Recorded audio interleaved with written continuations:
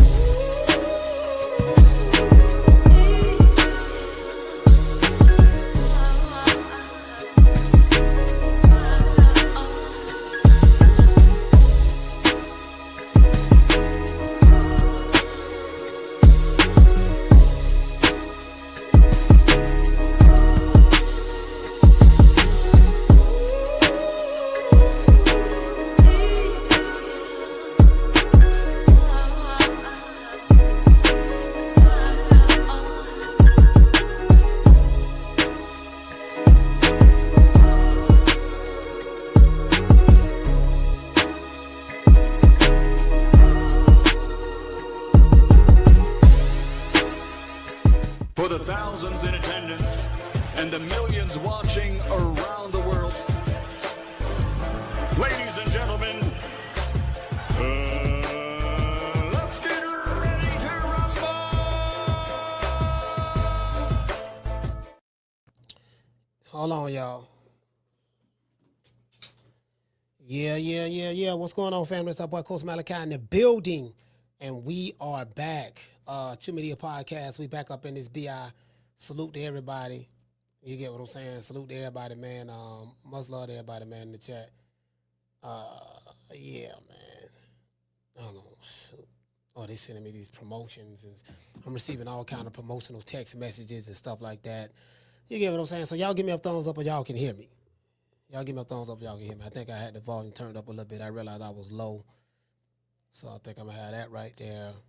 Have you right here. Have you about right there. We should be good. We should be good. Shout out to Mr. Tomato Can. Mr. Tomato Can, what's going on? Big John Doe said we did it first. That's right. Hey, Big John Doe, we did it first. We did it first, and we motivate even the greats. This is different. You get what I'm saying? We did it first, and we motivate even the greats. Hey, y'all, hey, Big John, remember we say that all the time over here? Hey, you just say that all the time over here, making mockery of Teofimo. Making mockery of Teofimo, T Diddy Senior. We started calling the Lopez family. I used to like Tio. I used to like Tio too. He came out and revealed how much of a bigot he was, and I can't fuck with him. I can't fuck with that. You know what I mean? So I ain't forgiving that. Them fighters may forgive him, but I ain't forgiving them. I don't give a fuck. But yeah, we came out, so we started talking about T Diddy Jr. And I remember because this is right in the lead up to the George Kambosos fight. George Kambosos, I think Tio was part of like 101 favorite to beat this dude because he's a C-class fighter. I think his biggest win at that time, he beat Mickey Bay, the same guy who trained Devin Haney to get him ready for the Brian Noma Jr. fight. And I remember they were talking about Triller, and remember George Kambosos was Teofimo's mandatory, and he didn't want the money that Top Rank was offering him because Tio was on a high after beating Lomachenko. So he felt like because he beat Lomachenko, he's supposed to got paid astronomical amounts of money from that point forward. And Bob was like, it ain't like that. You ain't no draw like that. Which Tio it's not a draw like that. Like he's a man without a land. You get what I'm saying? Like, the Mexicans don't really fuck with him like that because he ain't Mexican. He ain't Puerto Rican. He say he from Brooklyn, but don't nobody in Brooklyn know him. They say he came up here in Florida, but apparently he came up down south somewhere in Hollywood. I don't know nobody who knew him down that way. So again, was he living on the streets and or whatever? You get what I'm saying? And I know he was in the amateurs and stuff like that and came up in the amateurs. But I'm just saying, there's really no city that I know that like who claiming him, like who you get what I'm saying? Like everybody knows Zab from Brooklyn. When you go into Brooklyn, Brooklyn fighters. It's Zab, Zuda. You know what I mean? Zab Judah. Sorry about that. I'm talking about Zab Judah. Zab Judah. And Mike Tyson and Shannon Briggs. But Brooklyn don't be like, yeah, nigga, that's T.O. They even know who the Puerto Rican assassin is. You dig? True. So I'm like, normally when you from somewhere, you know, everybody know. Shakur Stevenson from New Jersey. You go in Jersey, people gonna tell you story. Yeah, man, you know, he came up in the bricks, you know what I mean, and Newark, and that's how we did it and stuff like that. Like, you get anywhere you go. This dude ain't got you get what I'm saying? I'm like, who, what city claiming him? Just asking. You get what I'm saying? You know what I mean? I don't know no city in Florida claiming him. You know, we know he ain't from Tampa. You already know that. He ain't from, so where is he from? You get what I'm saying? So, you know, just asking. Talking about T.O. that is. So, yeah, so he ended up beating, you know, he got beat by George Kambosos, right, T.O. So, you know, and he went on that high, and that's when we started talking about, but in the lead up, we were talking about T. Diddy, and he was talking about, so we did it first, and we motivate even the greats. This is different. And he was saying that y'all, I know y'all remember this shit like yesterday. 2021, when Canelo became the undisputed super middleweight champion of the world after beating Caleb Plant, T. Diddy Jr., Teofimo Lopez, you know, Teofimo, he show up and he said, you know what, man? His dad told him, okay, look, you know, Canelo was up there celebrating his belts. You know, he just won, right? And he taking photos. This fool brought the belts that he won. I think he had the IBF, and then he beat Loma for 2 belts or whatever. He beat him for the French fries belt. He beat him for the French fries belt. I think T.O. had like 3 belts, and he beat Loma for the French fries belt because they stripped Loma for that, and they elevated Devin Haney to the champion, which that's why y'all called him an email champ. They elevated Devin Haney to the champion, right? An email champ is basically anyone who gets elevated. They didn't fight for the title, so that's what they call the email champ, right? So that's what happened in that situation. T.O. beat him for the French fries belt. And then he went to holler about he was undisputed. True.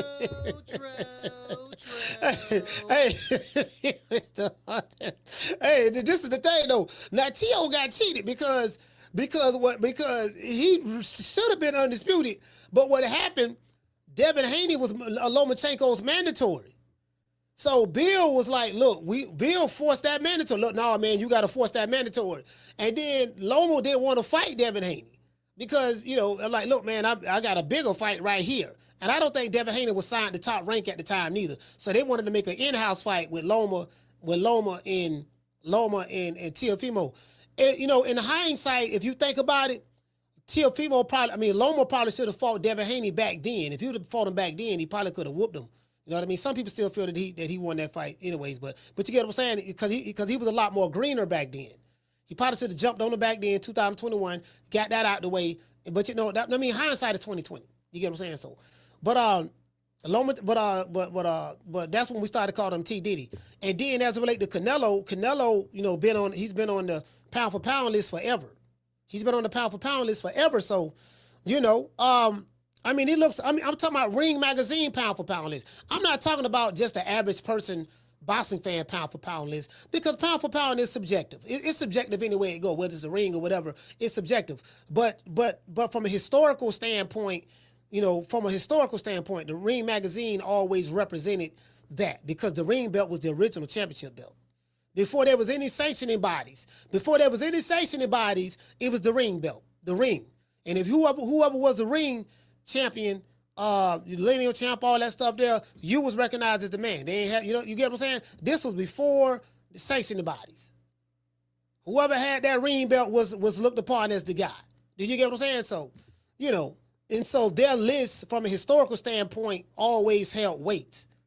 Now it got kind of watered down once Oscar bought Ring Magazine, but now that it's back with, now that Turk Al Sheikh owns the Ring Magazine, I think they're trying to bring some type of respectability to it.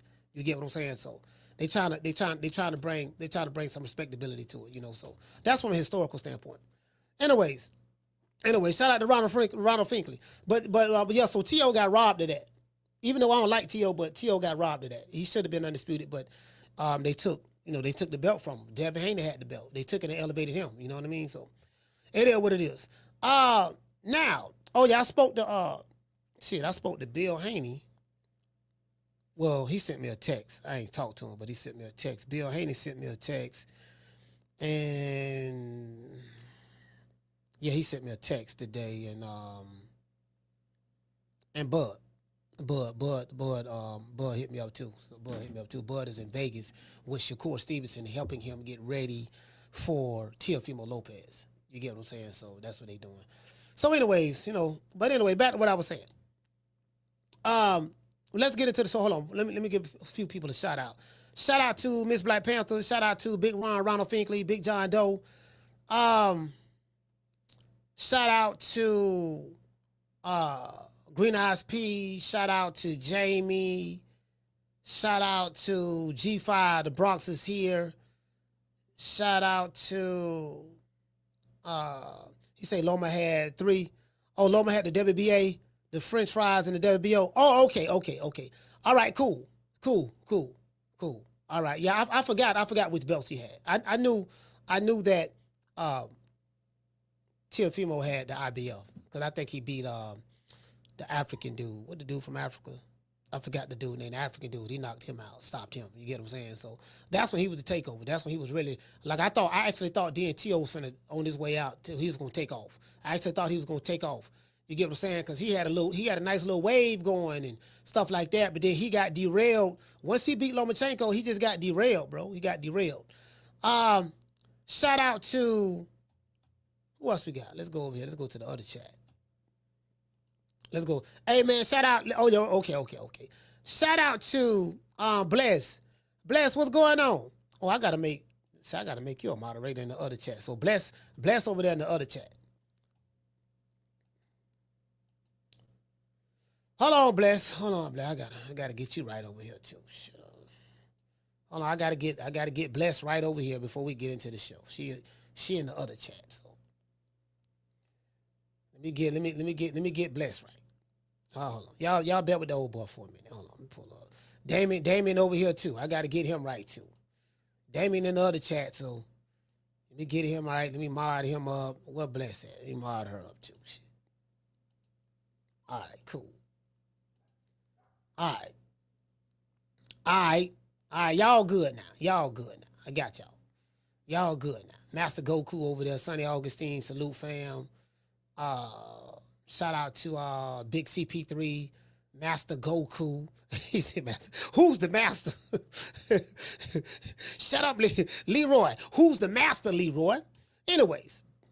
Shout out, listen, man. Shout out to boys. What's going on, fam? What's going on? Who's the master? Leroy. You know what I mean? I am sick of hearing these bullshit Superman stories. Yeah, I ain't gonna sit here and lie to you, boy. We was hearing Superman stories about Deebo Dev. Hey, Deebo Dev. That shit's still funny, dog. Bro, that shit's still funny. Hey, bro, listen. The fact that we was calling Devin Haney Deebo Dev, and I'm still call him that. I like it. I like Deebo Dev. I'm gonna just tell Bill, look, man, y'all gotta change the name. You know what I mean? Right now, you gotta spell it the right way. You hear what I'm saying? So, you know, but bro, I ain't gonna lie, bro. That's the mere fact. You know, here come Deebo, then is Deebo Dev coming around the corner. Come Deebo. Who? Deebo. What's up, y'all? What's up, Red? What you got on my 40, homie?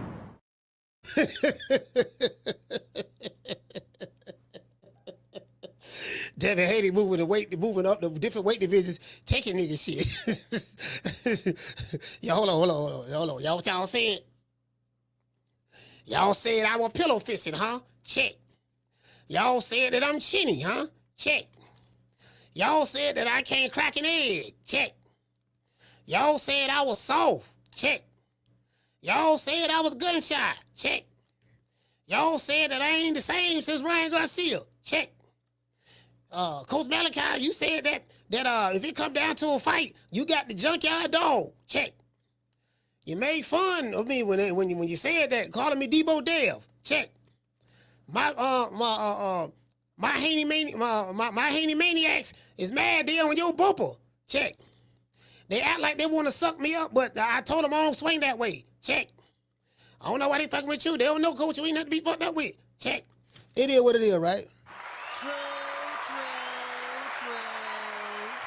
Yeah, y'all said I was a suburban kid. Y'all said I was homeschooled.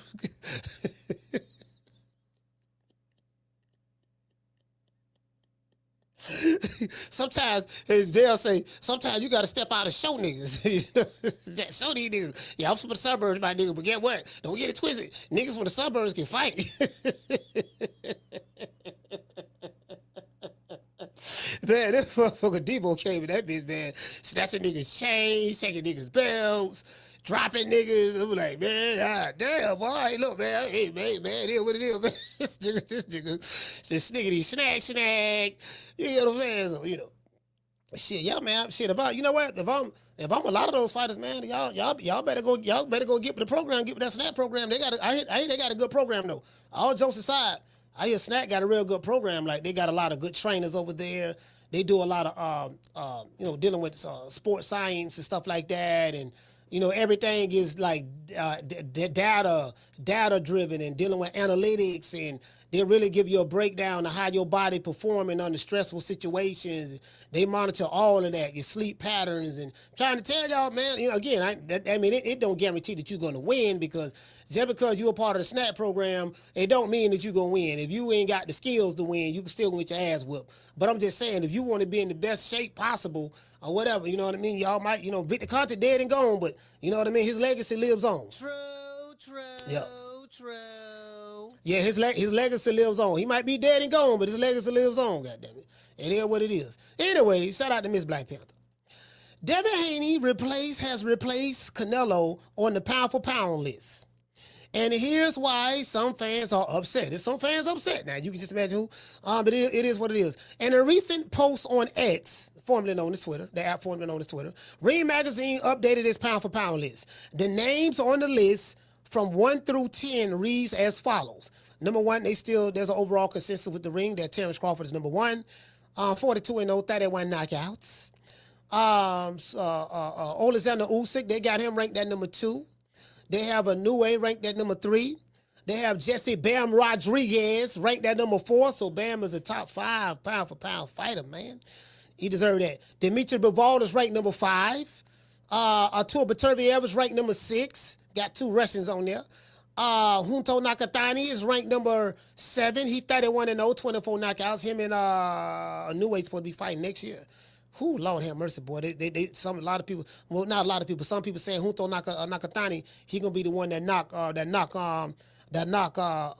INOUE off. That's what they saying. You know, 2 Japanese fighters fighting each other. It is what it is, man. It ain't not like a good old scrap. We going live for that fight. You can believe that. Let's see. They have SHAKUR Stevenson ranked number 8. They have 24-0, 11 KOs. They have David Benavidez ranked number 9, you know, the Mexican monster. And they have Deebo Dev ranked number 10, 30-0. They got him at 30-0. I think they got his record wrong, though. I think Devin Haney, what, 32-0? 33-0 now? What Devin Haney record is, 32-0? 32-0, 15, I got something like that. Something like that. You know what I mean? Somewhere up in there. Yeah, you get what I'm saying? So they got him ranked number 10. And then Canelo name not on there. So I was like, damn, you get what I'm saying? And I think the way the Ring did it, it's a combination of, okay, well, you lost to a welterweight on Mexican Independence Day in front of your ancestors, right? You know, the Aztec warrior ancestors, on, you know, they rise from the spiritual grave. They rise from the grave in the Mexican Independence Day, and they infuse their spirit into the great Mexican warrior who may be a boxer, so to help him to victory. And it didn't work against country nigga from Omaha, Nebraska. It didn't work. So home of Malcolm X, Omaha, Nebraska. Malcolm X from it's from Omaha, Nebraska. I don't know if y'all knew that. So you get what I'm saying? So that, and then Deebo Dev, you know, he knocked off Brian Norman, the baddest guy in the welterweight division at that particular time prior to Dev beating him. So I think it was a combination of that. And you know, I mean, who you gonna remove off the list? Like all the other guys, I mean, you ain't gonna remove Bam. You ain't gonna replace, you know, Bam with Devin Haney. DMITRY BIVOL and ARTUR BETERBIEV, you ain't gonna replace him with them. You get what I'm saying? Junto Nakatani. Now, some people are saying, well, Nakatani shouldn't even be there. Canelo still should be there. Nakatani shouldn't even be there. I'm like, well, you know, I mean, you got to look at the circumstances. David Benavidez, the Mexican monster. I think he's in there now. I don't know if he was in there before, but he's in there now, the Mexican monster. You get what I'm saying? So, you know, it is what it is now. The Mexican monster, I don't know what's going on with him. And for some reason, him and BETERBIEV, I don't know if he want any of that smoke. He talking about moving up the cruiserweight. I think that might be the best thing for him to fight Zerto. Because, then the boy Jail Opataya, don't nobody want to fight. Zerto don't want to fight him. And get what I'm saying? And so I see the way David Benavidez is moving. I like it, like the Mexican monster. But at the same time, goddamn it, I'm not blind. I see what's going on. True. Get what? I ain't mad at him. Shit, I ain't mad at him. Shit, I'll stay away from that Russian too. Shit. Anyways, the surprising part about the list is that Canelo Alvarez is no longer considered a top 10 pound-for-pound fighter after losing to a welterweight by the name of Terence Crawford and Deebo Dev ascension to the top 10 pound-for-pound list, which I agree with that. I agree with that Devin Haney should be in the top 10 based on that performance right there. You get what I'm saying? So, and then you got to look at it, and you couple that with Devin Haney's recent victory over former WBO champ Brian Norman Jr., which places Deebo Devin Haney in slot number 10 on the pound-for-pound list, replacing Canelo Alvarez. So Canelo, I don't know exactly where he was at prior, but yeah, man, I mean, it is what it is. He's not even a pound-for-pound fighter anymore, considered that, well, I'm not saying he's not a pound-for-pound fighter anymore, but the ring got him off. And I think Canelo been on the pound-for-pound list for how long? Maybe, well, has it been 10 years? Probably 10 years now, right? I don't know. Maybe 10 years, something of that sort. He's been on the Crawford been on the pound-for-pound list. How long Crawford been on the pound-for-pound list? Yeah, he been on the pound-for-pound list a while, even at 140, so 140, 147, yeah, 154, 160, yeah. He's been on there a while. So I think Canelo been on there for like 10 years, somewhere up in there. You get what I'm saying? So, but let's look at the comment section. Let's look at the comment section and see what the people have to say. You get what I'm saying about this? Because I'm not gonna lie, again, whoever on your pound for pound list is subjective. Some people have a pound for pound list because they like their fighters' veneers. Some people have a pound for pound list because their fighter have nice cornrows. Some people have a pound for pound list because they are lusting after their favorite fighter. They think he's attractive. A lot of these niggas is strange in boxing. I ain't gonna lie, boy. I think these niggas is strange. They'll shake a little something for a little change. You know what I mean? I mean, some of these dudes, especially some of them Devin Haney acts. Them Devin Haney acts, boy. Lord have mercy. They are like they want to shake the man meat if he at the stall taking a piss. True. Some of them niggas, man, is goddamn, dog. Like, the man don't even know you, my nigga. You know he don't know you, right? Oh, okay, cool. Anyway, just want to throw that out. I have to remind these niggas of that. You know what I mean? Like, these fighters don't know you like that, fam. Like, you just. Anyways, let's see. Let's see. I seen this one content creator. I ain't gonna say the nigga name, but I seen this one content creator. I should, but I ain't gonna say it. I say, damn, bro, like he's a diehard. I'm talking about diehard Deebo Devin Haney fan. They wasn't calling him Deebo Dev, but I was the one that was calling him that. Now everybody called him that. And he was a diehard Deebo Dev fan, right? And this nigga on this podcast on his show ranting like, yeah, nigga, I told you, nigga, Dev, nigga, such and such. And he had like 25 people in the chat. True. I say this nigga been on YouTube before I even thought about coming on YouTube. He been on YouTube about 10 years. He can't draw flies to shit. Like, damn, but you can't draw flies to shit, my nigga. Like, man, the man literally had 25 people listening to him in the chat. He was talking like he had a sold out audience. I'm like, damn, dog. I get it. I know you love Dale, but you doing all that, there, dog. It ain't helping you, fam. You ain't benefiting from it. Nigga, you get what I'm saying? I mean, you can't benefit from it, fam. Like, you doing all that, you know what I mean? I'm trying to tell you, boy, it is what it is, boy. Lord, man, Lord have mercy. Anyway, hey, shout out to the natural. Hey, the natural. I'm telling, listen, I'm trying to tell you, boy, y'all about know who I'm talking about. Y'all probably about know who I'm talking about, literally. Dude, like, this nigga's a dog. I'm talking about, bro, he loved Bill Haney. Bro, I'm talking about he loved Bill. Like, fam, I mean, you know what I mean? Bro, I'm like, I don't know, boy. This nigga love Bill. But it like,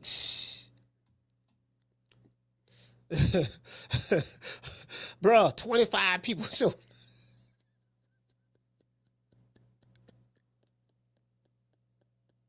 Somebody sent me the video.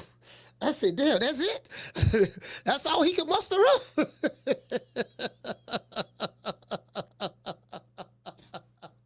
I ain't saying no names. But if you throw a rock in a pack of dogs, it's the hit dog that hollers. True. If you see a sapsucker hollering, guess what? That's what I'm talking about. If you see a sapsucker hollering, that's what I'm talking about. You know. You can't draw flies and shit, bro. You can't, bro. Like literally, you are wasting your time. Like for real, you just waste your time, dog. Like you ain't making no money doing this shit, so you ain't got no audience. So I mean, shoot, Lord, like what's the point? What's the point? And like what's the point? You get. Oh, listen, you get what I'm saying? You just doing it on GP at this point. At this point, you just doing it on GP because you literally not benefiting. You know what I mean? So, you know, you getting your blood pressure up for nothing. Literally. Anyway, that's okay. And again, I don't want to throw anybody under the bus. I ain't gonna say no names. Much love to that brother. I hope everything work out for you, baby. But I hope it work out. You know what I mean? I hope it do. Anyways, yeah. So anyway, you know, before we get into the show, I want to dedicate this show to the hood. I want to thank the whole hood who came out here. I love y'all. I did this for the hood. Y'all know I beat that boy. Yeah, man, it is what it is, man. Yeah, it is what it is, man. Shout out, we don't want to dedicate this show to the hood. Let's go over here to Ring Magazine. Some dudes might be feeling some type of way about this here. You get what I'm saying? You know, the ring, you know. They got Deebo on there. They got Deebo Dev on there. They got Deebo on there. You know what I mean? I mean, me personally, I don't have a problem with it. Some people feeling some type of way about it, and I get it. I understand. You know, a lot of people are very emotional about this stuff. You know what I mean? And we're going to get into it. Let's give a shout out to the face of boxing. Yeah. Oh, that looks good.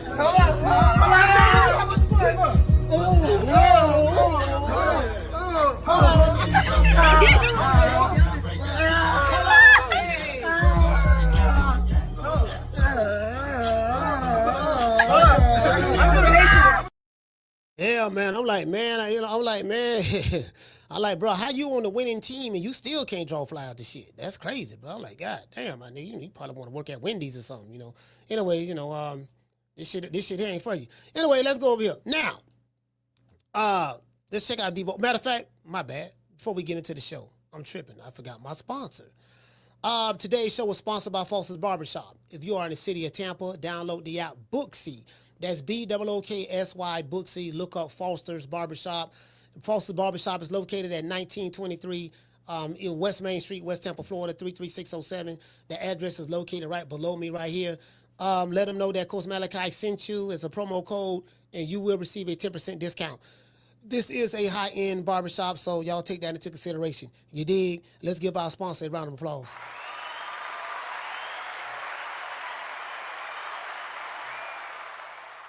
And also, you know, man, if you are in the city of Tampa and you get into legal trouble and you go to jail and you need to bond out, get in contact with my people at IT. When freedom is on the line, call IT. You dig? Sitting in a county jail right now for child support, driving on a suspended license, or a missed court date? Don't even trip. I made one phone call to IT bail bonds and they had me out the same day. No judgment, no games, just real people who move fast. If you or a loved one is locked up in the city of Tampa, call IT Bail Bonds at 813-231-2663. IT Bail Bonds is located at 6201 East Hillsborough Avenue, Tampa, Florida, 33610. IT Bail Bonds. When freedom is on the line, call IT. Yeah, man, just want to throw that out there, man, for all you YNs who may be, you know what I mean? And y'all make sure y'all do this here, fam. Y'all do this for the old boy before we go look at the pound for pound list. Y'all make sure y'all hit the like button for the old boy. Good evening, everybody. My name's Funk K, and thank you for watching True Media Podcast with Coach Malachi. True Media Podcast. Did I say that right? Huh? Well, anyway, I got a question I want to ask. Why is it so hard for y'all just to simply hit that damn like button? Huh? Huh? Now, Coach Malachi get up every day entertaining y'all when he could have really been going out there chilling with his family, eating some neck bone and rice or something like that. But instead, he chose to come up here to entertain y'all, and y'all ain't hitting the like button. Now go hit the like button. Why you ain't hit that like button? Huh? Go hit that like button with your hard head cheese looking self. Coach Malachi doing a hell of a job. The least you can do is hit the like button, y'all. Yes, sir, it is what it is. Hit the like button, man. I don't want to have to send my goons at y'all. Anyway, let's go over here. Let's look and see what's up. Now, as you guys can see, Ring Magazine, this is what they posted yesterday, right? It said the Ring's latest pound for pound rankings. Again, when you rank, put people in a this is how I see it. Anything dealing with boxing, any kind of sport, you have to use a boxing criteria to rank people. I don't factor in popularity. Popularity is not a part of my rankings when I do a pound for pound list. I care nothing about how popular you are as a fighter. I care nothing about what type of underwear you have on. I know some niggas, they buy their favorite fighters' underwear, Canelo with his face on it, that glow in the dark. I care nothing about what your cornrows look like, who braids your hair, how much grease you have in between your parts. You know what I mean? When you get your hair braided. We care nothing about how pretty your veneers look. Do you have diamonds in your teeth? Are you a good dancer? We care nothing about that. We have a strictly boxing criteria when you dealing with boxing rankings. You dig? So, anyways, let's go over here. Pull this up.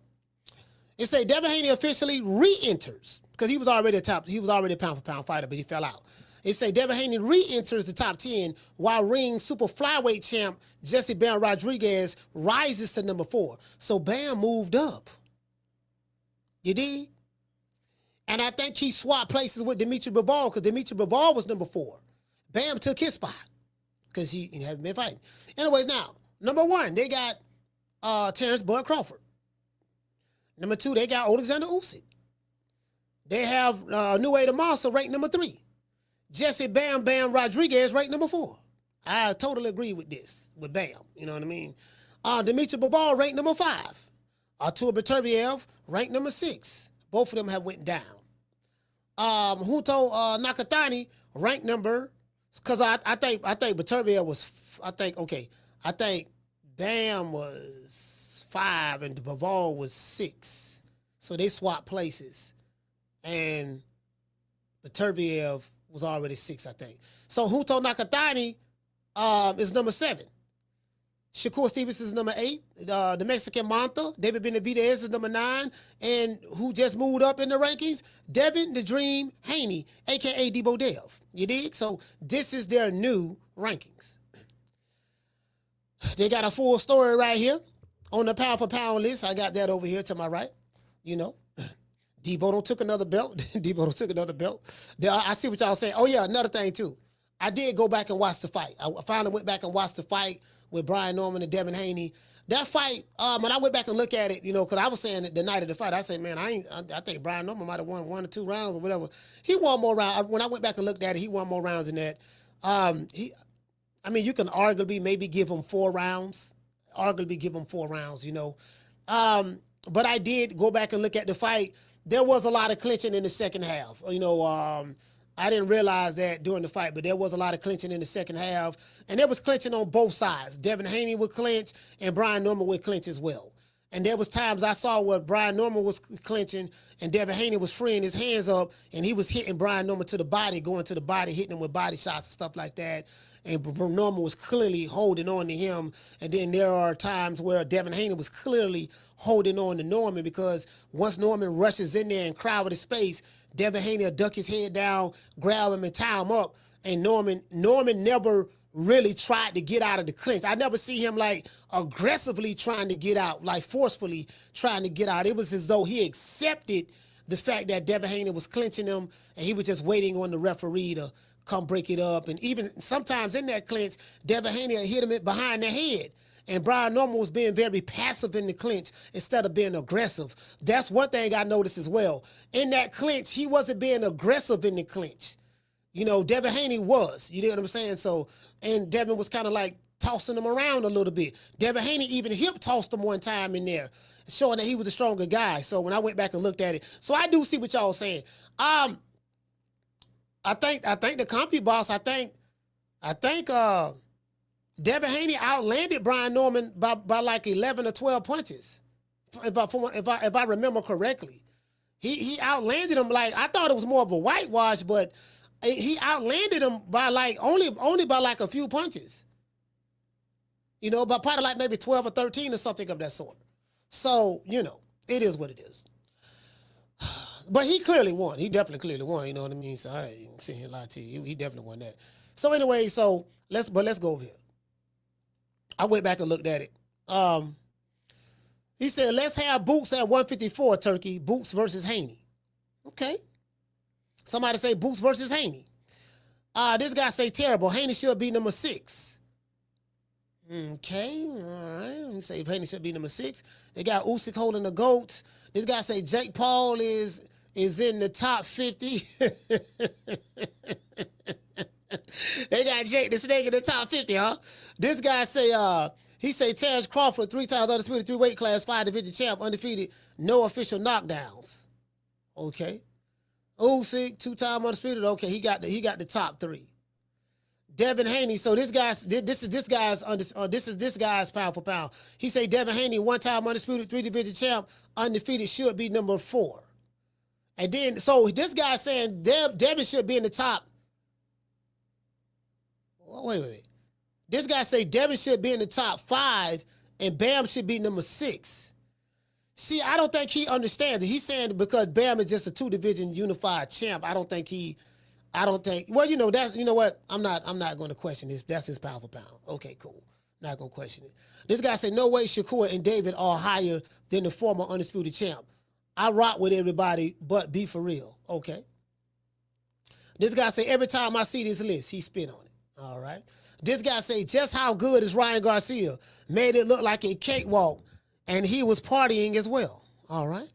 This guy says Stevenson over Benavidez, definitely rage bait. This guy say Haney is more accomplished and got more better resume than Shakur. All right. This guy gave his list right here. This guy say Canelo should still be ranked number 10. He say this is not a popularity contest. So this guy is saying that let me blow it up. This guy is saying that his list is not based on a popularity contest. This is what he's saying. Again, it's subjective, right? That's what this guy is saying. This guy is saying INOUE should be above Usyk, and so should BIVOL. And to that end, BIVOL should be above Bam Rodriguez. Benavidez should not be on the list. Canelo not being in the top 10 is a joke. So this guy said Benavidez shouldn't be on the list, and Canelo is not being on the list is a joke. That's what this guy's saying. You get what I'm saying? This guy say, how is Haney ranked number 10? He should be number 6. He's a 3-division world champion and a former undisputed champ. Put some respect on his name. That's what this dude is saying. You know what I mean? This guy say, I have no idea. He says, I have no idea how Shakur is higher on the list than Benavidez. To be honest, T.O. should be on the list instead of Shakur. I like Shakur. He hasn't had a big marquee fight to stamp him being in the top 10. All right. This guy said ridiculous Bam getting hit with everything for the first half versus a guy entering with hooks, jumping around in commentary calling it a masterful. He say take spots from BIVOL. Oh man, this dude right here, bro. Yeah, ooh, Lord have mercy, boy. I can't. So he mad that. So he talk. Ooh, Lord have mercy. Okay, I digress. This guy say take NAKATANI off and replace him with T.O. He probably saying this because he don't know nothing about NAKATANI. Okay. This guy say 3 African Americans, 3 Soviets, 2 Mexicans, and 2 Japanese outside of BIVOL and BETERBIEV splitting fights with each other. He say the entire top 10 is undefeated. Okay. The other entire top. So his language is, bro, you spelling this so bro, you don't know how to write. You got to know how to write better, fam. This guy say Bam at number 4. Nah, he beat old guys. That hasn't. This guy said that hasn't. Lord have mercy. That haven't done anything in years. One unknown in Crawford and Martinez, whose best win was a tight fight against a Washaoka. Okay, so these guys are saying, you know what I mean? This guy said, can we wait to see if Shakur beats T.O., then maybe put him on the list? So people are all over the place, you know what I mean? This guy don't like the fact Canelo ain't on there anymore. You know, this guy says Shakur is boring. This guy says, I don't understand how Devin is not top 5. His resume is incredible. So a lot of the Deebo Dev fans are upset. They upset about that. They like, man, the man should be way higher than that. This guy said, hell no, Deebo should be number 5. Hey, bro, they went called him Deebo. Hey, bro, everybody called him Deebo now. You dig? True. Shit, them niggas should be paying me. I need a cut of that. Give me a cut of that, fam. You know what I mean? Cause I got it from Bill Haney. Bill Haney came up with it, but I stamped it. You made it a hot line. I made it a hot song. True. I made it go platinum.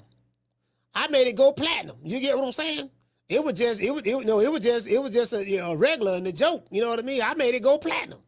I took it international. Hey, Daniel, I took it international. You hear what I'm saying? You know, hey, this guy say well-deserved for Bam. This guy say Haney and David should be much higher. BIVOL, BETERBIEV, and USYK got to move down because of inactivity. Sorry. Okay. This guy said NAKATANI at number 7 just feel wrong. He has a case for number 10 with like 7 other fighters.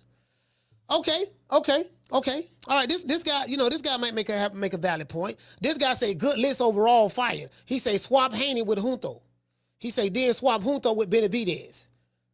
Bud, Usyk, Boston, BIVOL, Bam. So he said Bam should be number 5, BETERBIEV 6, Haney 7. So a lot of people feel that a lot of these people feel that Devin Haney should be higher. He should be higher. He should be over Junto and he should be over Shakur. And he should be over David Benavidez, the Mexican Monster. You know what? I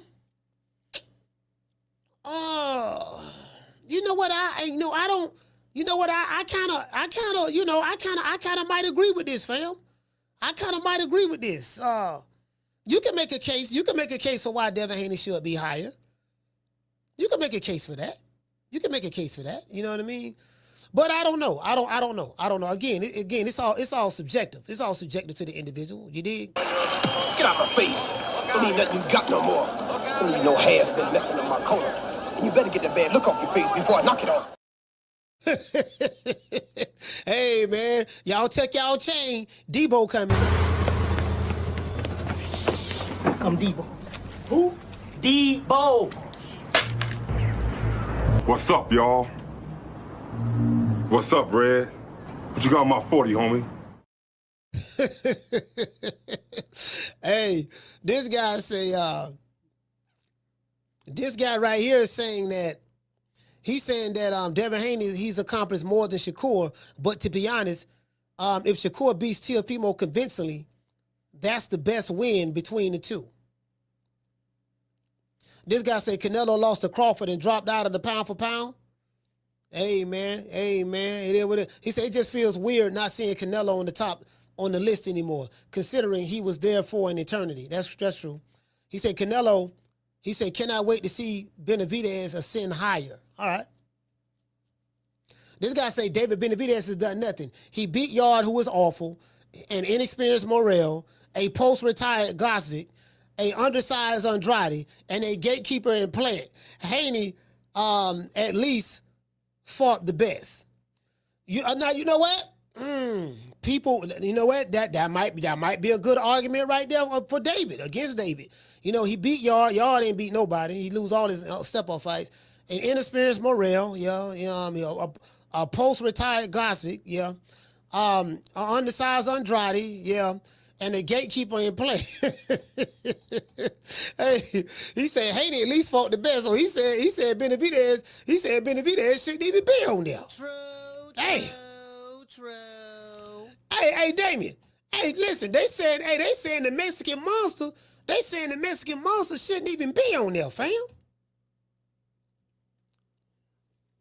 They saying the Mexican Monster shouldn't even be on there. You know, so I can make an argument for probably why, Deebo Dev, should be higher. I can make an argument for that. I mean, again, like Junto, I mean,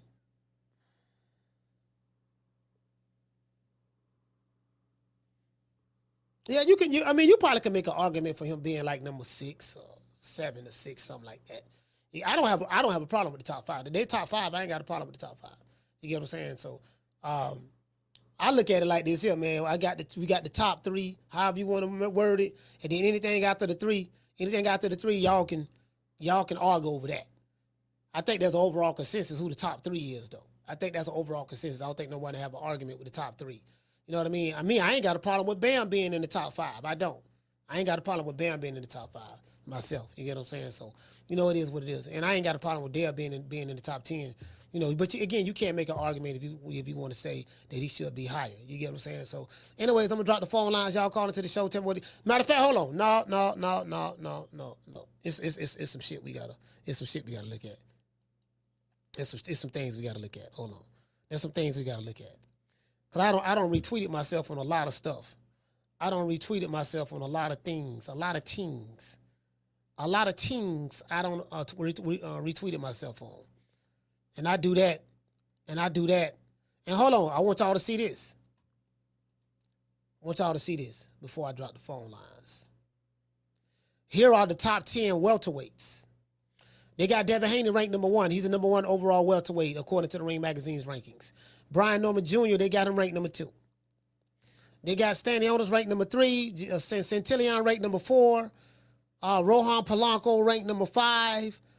They got Shakram ranked number 6. Alexis Rocha ranked number 7.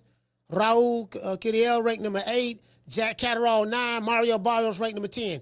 So when you look at this welterweight division list, Polanco, now that boy Polanco,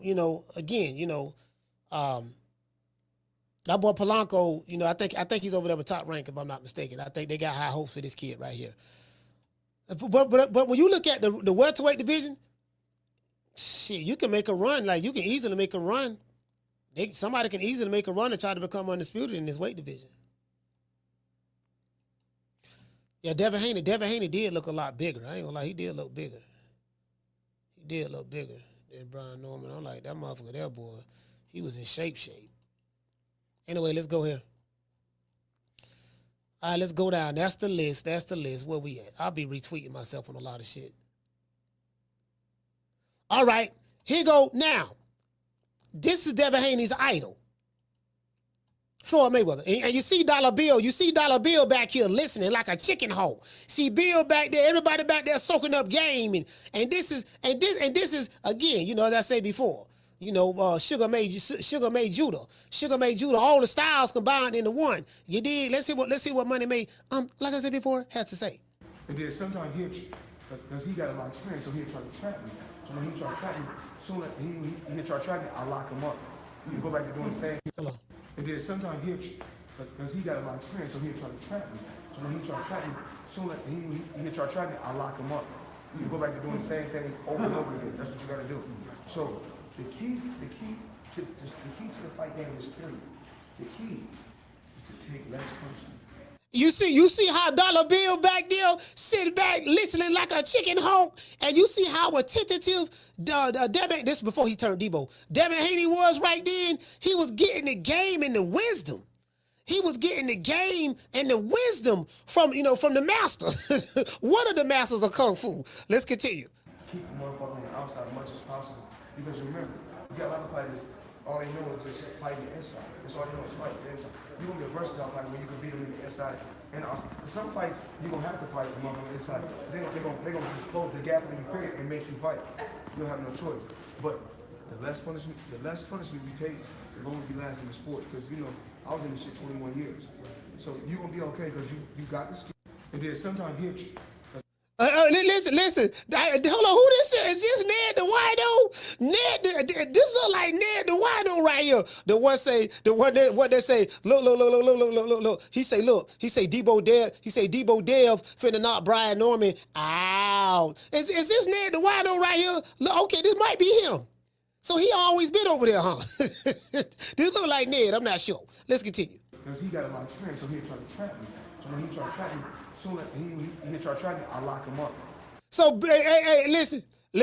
Floyd was telling him back then, yeah, as soon as he try to trap me, I lock him up. So we know where Devin got the lockup game from. He got that from Floyd. True.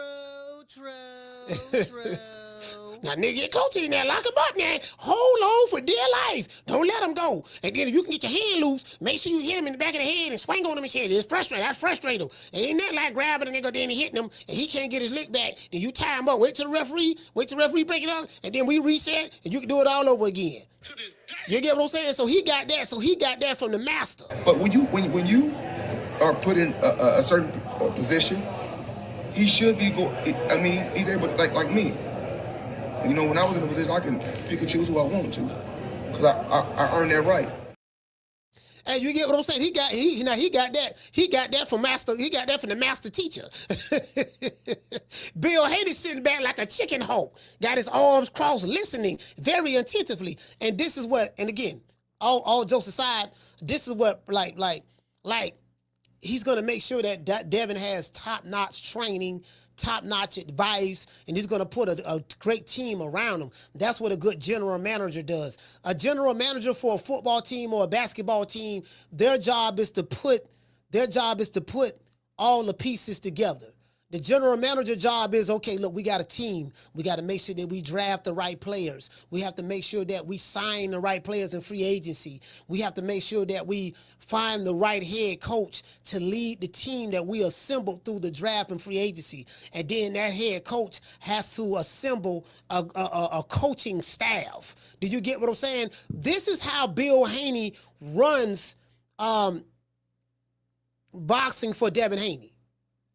That's why I told him, like I had him on when I told him, I said, this nigga Bill a genius. Whether you like him or not, he is a genius. This is how he runs it. When you are on a, I hate to use the word levels, but when you're on a higher level, when you start making money, making that big money, you can't mom and pop your training no more. You can't mom and pop the training.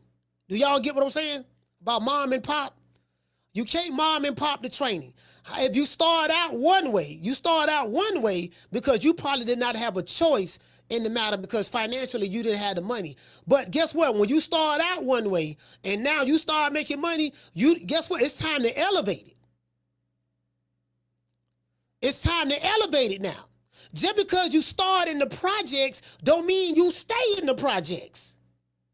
Just because you start on the chitlin circuit don't mean you stay on the chitlin circuit. You making some money now. Guess what? Ain't nothing wrong with moving to the suburbs. Ain't nothing wrong with moving on up like George and Wheezy. Ain't nothing wrong with going up to the 5th floor like bruh man. Don't be stubborn and be like, yeah, my nigga, yeah, I ain't, you know what I'm saying? I'm rich and I'm going to stay right here in the project. That's where I came up at. That's what it is. Okay. True. Say what you want to say about that motherfucker Bill Haney. That nigga smart than the motherfucker, I'm telling you. Street smart. He's street smart, nigga. Real street smart. Facts. Real street smart. Let's continue. You go back to doing the same thing over and over again. That's what you got to do.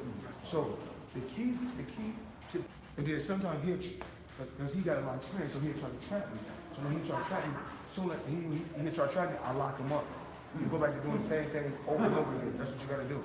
So y'all see how Bill looking? Bill locked in. The key to the fight game is period.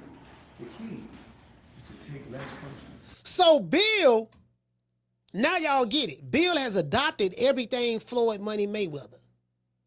He's adopted that. His principles, the way he look at boxing, this and that. And then Bill is, like I said, he the business guy. Street nigga. You know what I mean? Again, you know what I mean? But he's smart than the motherfucker, you know, so it is what it is. But let's continue. Let's continue. Keep the motherfucker on the outside as much as possible. Because remember, So he got that from the master. He got that from the master, Floyd Money May. All right, okay.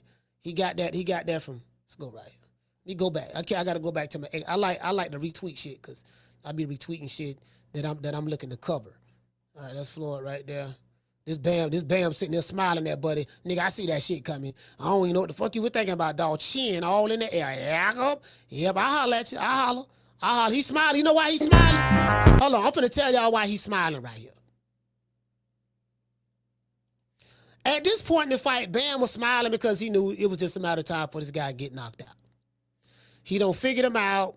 He don't figure out his timing. He figured out his rhythm. Bam was pretty much doing what he wanted to do to this guy at that point. And so he's smiling like, okay, yeah, nigga, I got you. He like, I know your ass is finna throw that straight right hand. Lord have mercy, yes, he is. Nigga, you telegraphing it. So he's sitting there looking like he's looking at this guy while he throwing the punch.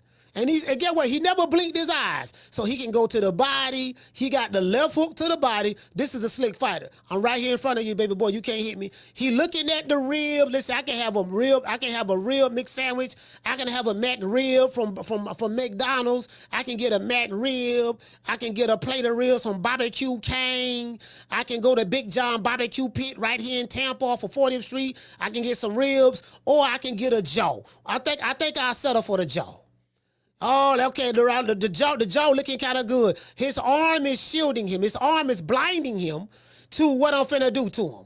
And then by the time he realized what's going on, it's 2 mofo late. He like, Lord, have mercy. Help me, Jesus. Lord, what's going on? Lord, I can't believe I fell for that. Lord, this nigga checking my jaw. Lord, what's going on? Oh, I'm having the Holy Ghost. I know, is he smiling at me? I know he ain't smiling at me. No, him didn't. I know him didn't smile at me before him hit me. Did him smile at me? Why is him smiling at me, Lord? Lord, I can't believe it. Him is smiling. This should be a crime. Where is the police? Him need to go to jail, Lord. There's no way that him should be smiling while he committing felonious battery and assault at me. And then look how him looking at me as I'm falling, Lord. Lord, do you see the way him looking at me as I fall? Why is him looking at me like this? He hit me, he was smiling. Now he got a serious look on his face, looking at me as I fall. Well, then why is him doing that? You dig? True. Yeah, him wrong. Him is wrong. All right, this is Richardson Hitchens. He said that Brian Norman was trash. Every round, and he did what he had to. How did you rate Devin's performance? I gotta respect it. Because I feel like he beat him damn near mostly every round, and he did what he had to do to win. But as far as like exciting, I don't think it was an exciting fight. But we all know that ain't Devin, so it's like he a winner. So he gonna do whatever it takes. He's gonna do whatever it takes to get the job done. But it wasn't nothing I couldn't see. Like I seen it from round one. From like round 1 and round 2, I'm like, oh, like yeah, Devin gonna beat him. Was you impressed with Devin though? Like, was you impressed with his wrinkles? No. He threw a couple counter punches. Nothing. Nah? He didn't do nothing that was exciting. Nothing I see yesterday was like, oh my God, this nigga, I act like no. He actually gave me more confidence. I want to fight him now. How about that? I'm ready to move up. I'm ready to move up after my next fight for that belt. No cap. Oh yeah, hold up. You will go to after this next fight. Whoever you fighting, you will be willing to go up to 47 to fight Devin? Yes, I will go up, and to even make it better, if niggas is trying to stunt in front of me or whatever, you feel me? Try to make a him and Ryan Garcia fight. I will go up and get a belt at 147, and then we can unify. Or I will go fight him right. It really don't matter, bro. All right, so Richard Hitchens say he want the smoke. You get what I'm saying? So, you know. Oh, Dula Mason, man, Lord have mercy. That was a hell of a fight there. Dueling, yeah, that was a hell of a fight right there. And we read this one here. Professors in the game and learned this craft. They've learned it. We've spent a lot of time with professors in the game and learned this craft. They've learned it, unfortunately, in a garage.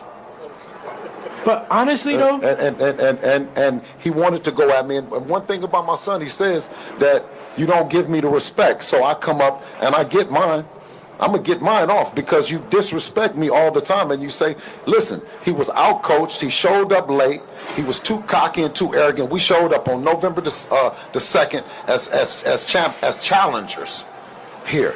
We got acclimated, right? By the time they showed up, we was already sparring at 4 a.m. He never had any days to get acclimated, guys. He was moving slow. His dad made a bad decision. All right, that's dollar bill. Hey, I retweeted this.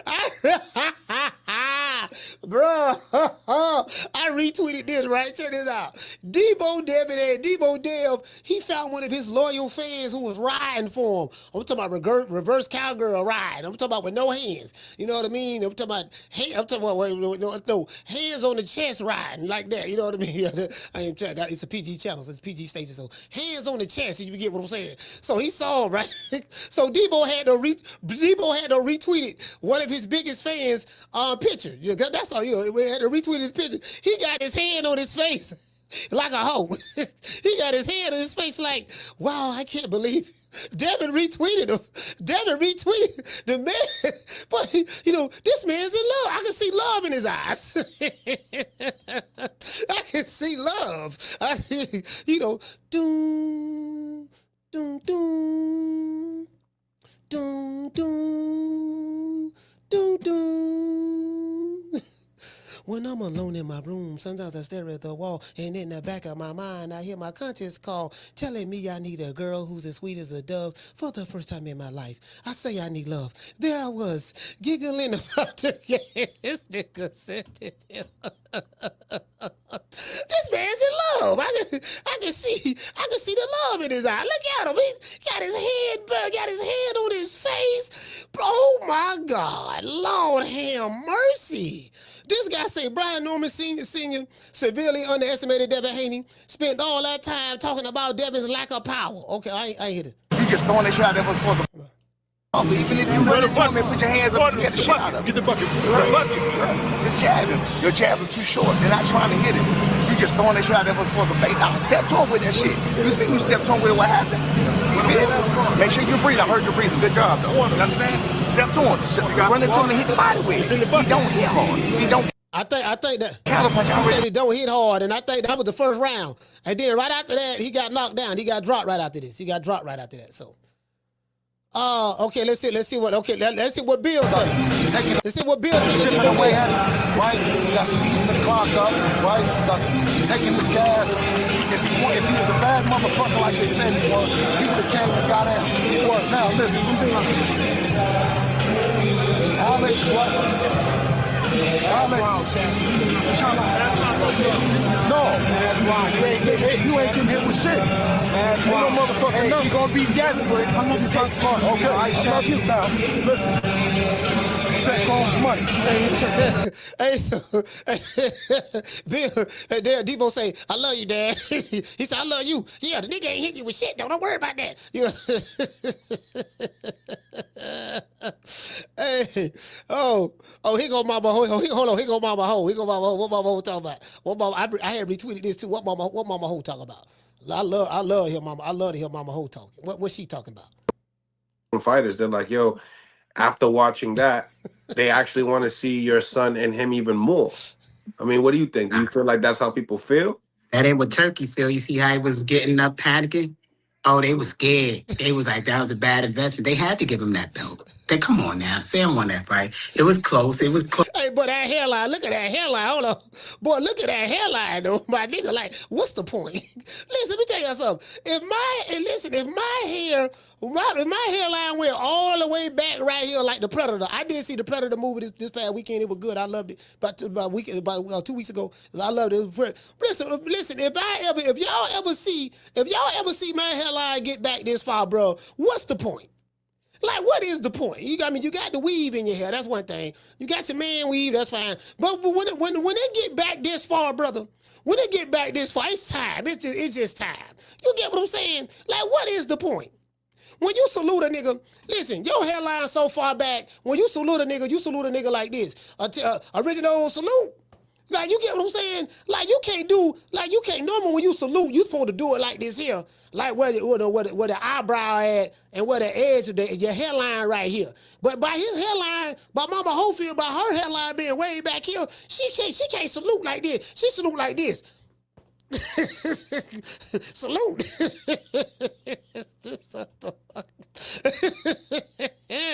Bruh, what's my nigga? What's the point? Right. It was close, but Sam won that fight. Sam won the fight? To me, I got to go back and count everything, but I believe Sam won that fight. It was that close. It wasn't no 117, 111.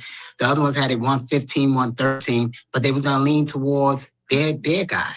That's the only reason Mason won is because that's their guy. He was going to win anyway unless... So basically what Mama Ho is saying that, with Turkey, they're going to lean to their guy. That's their guy. That's the same shit. Well, okay, if that's the case, let's say what Mama Hofield is saying is true. Well, isn't that the same thing Golden Boy do?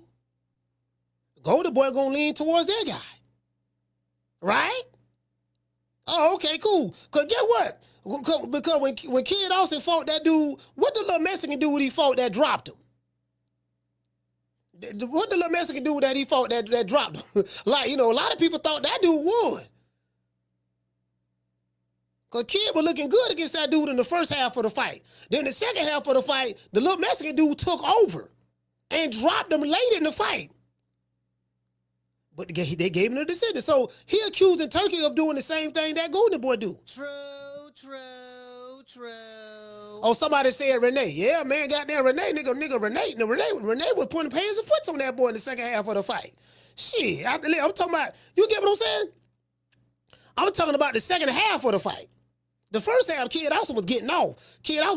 And then one part in the fight, Kid Austin, listen, Renee hit Kid Austin so hard, he turned around and walked off. Like he looked like he wanted, y'all go back and look at that fight. There was a time in the fight, he turned his back on Renee and was walking to his corner, walking the other way in the middle of the round.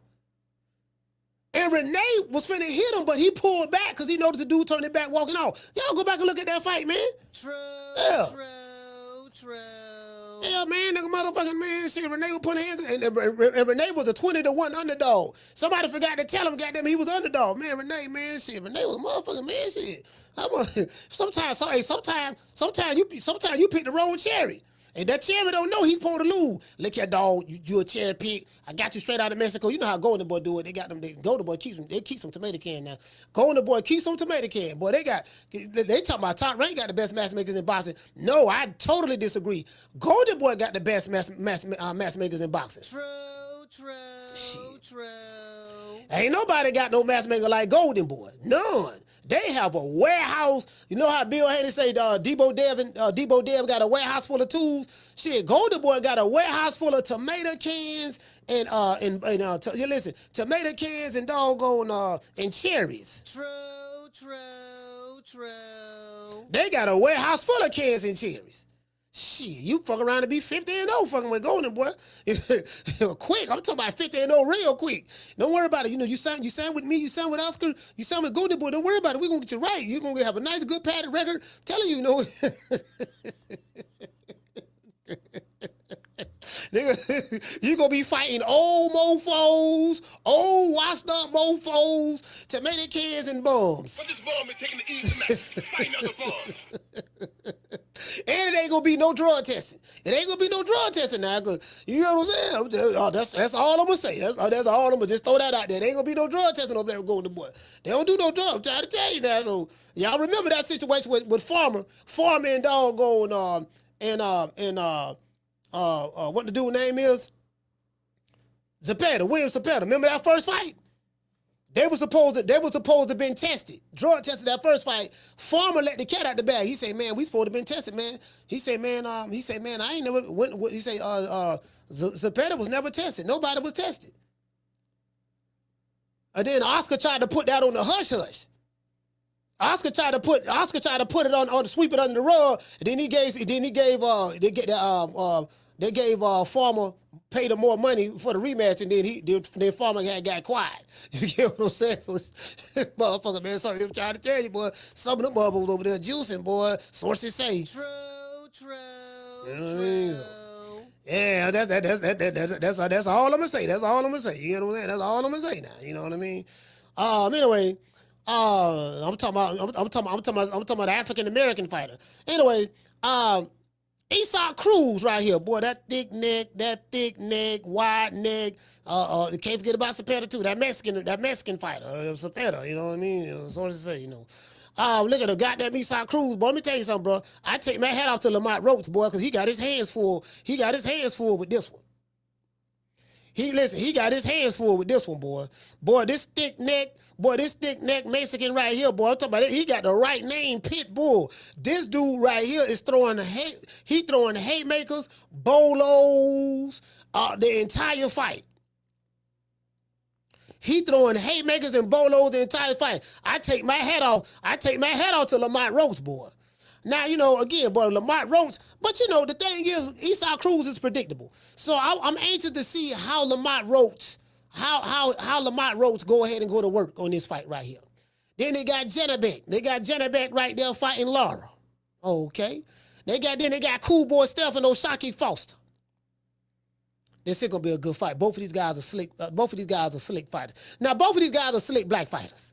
You know what I mean? Is, you know, they both of them are slick. I ain't gonna lie. Cool Boy Steph, one of my favorite fighters, man. I love the way Cool Boy fight, bro. Cool Boy, let me tell you something. Cool Boy can swim without getting wet. Cool Boy, like, fam, he be so relaxed when he boxing in the pocket and boxing like he love those aggressive fighters. Cool Boy love those aggressive fighters. If you one of them aggressive front foot dominant want to come forward fighters, oh, he love that. He love that. Now, this fight have a potential to become a great fight, Cool Boy Stefano Shockey Foster, or this fight has the potential of becoming a stinker. And what I mean by that is both of these guys are pure boxers. Both of them are pure boxers. You get what I'm saying? So shout out to both of them dudes, though, man. And then we got Jesus Ramos versus Shane Mosley Jr. I ain't gonna lie, though. I really ain't got no faith in Shane Mosley Jr. like that. I really don't. You know what I mean? Again, this ain't no shade to Shane. I mean, he ain't sugar like his daddy. His daddy was Sugar Shane. His daddy was sugar. Shane Mosley Jr. Now, I remember Shane Mosley Jr. back in the day. You know, and I love watching him box. I do love watching him box because I remember when he was a little shouty. When he was a little shouty, little jitterbug, and his dad was boxing Sugar Shane Mosley, and he used to bring his boys to the ring and stuff like that. And I remember little Shane Jr., man. Got the little cat eyes like his daddy, got the good hair, got the good Puerto Rican hair like a Puerto Rican. Look like he mixed with a little something. He got the good hair. He got the cat eyes and the good hair. You get what I'm saying? Light-skinned with the cat eyes. You know what I mean? And I remember he used to bring him in the ring and stuff, looking all cute. And now he don't grow up and he want to be a boxer like his dad. He ain't have to box. I mean, his dad was already rich, but you know, it is what it is. So, you know. But I really ain't got no faith in him like that as a fighter. I'm just being honest with you. True. Yeah, I'm just being honest with you, fam. You know, I mean, I just got to be honest. This ain't, just from a skill set standpoint, I just ain't, you feel me? He ain't got that sugar in him. You know what I mean? We got sugar made Judah. Hey, you know what? Hey, check this out. I was doing all that clown about Deebo Dev. I was like, yeah, man, you know what I mean? And see what he don't trade with Mike McCallum. He don't trade with Zab Judah. He don't trade with Floyd Money Mayweather. He don't trade with Sugar Shane Mosley. So he got a little bit of sugar in him. You know what I mean? And when you mix the styles together, sugar made Judah.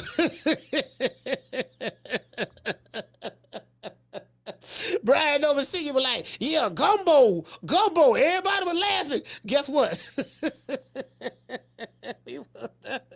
Everybody was laughing when I was saying that shit, right? And I ain't gonna lie, I was joking, but that ain't the point. The point is, everybody was laughing, right? Guess what? What the fuck is Sugar made Judah? Motherfucker, Sugar Bay Judah came up. Sugar Bay Judah came up, boy. I'm like, man. But when you are put in a certain position, he should be I mean, he's able to, like me. You know, when I was in a position, I can pick and choose who I want to, because I earned that right. Hey, Sugar Bay, motherfucker, Sugar Bay Judah came to the welterweight division like Deebo. Come Deebo. Who? Deebo. What's up, y'all? What's up, Red? What you got on my 40, homie? Motherfucker. Hey, fucking nigga better. Hey, bro, let me tell you something. From this point forward, all jokes aside, right? From this point forward, every fighter who fight Devin Haney better be on their best behavior. You know, they better be on their best behavior.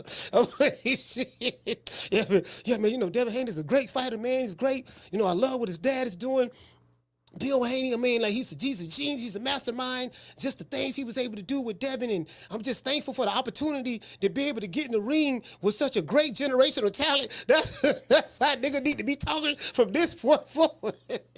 You know, they need to give Bill a hug. Bill, man, I appreciate you, man. Hug him and stuff. You know, you're a great father, wonderful trainer, great general manager. Just what you was able to do to Devin, and he just is such a physical specimen, and all the people you learn from in the game. From this point forward, every fighter better approach the Devin Haney fight just like that. Because if you approach it like that, you probably can catch him slipping. You get him.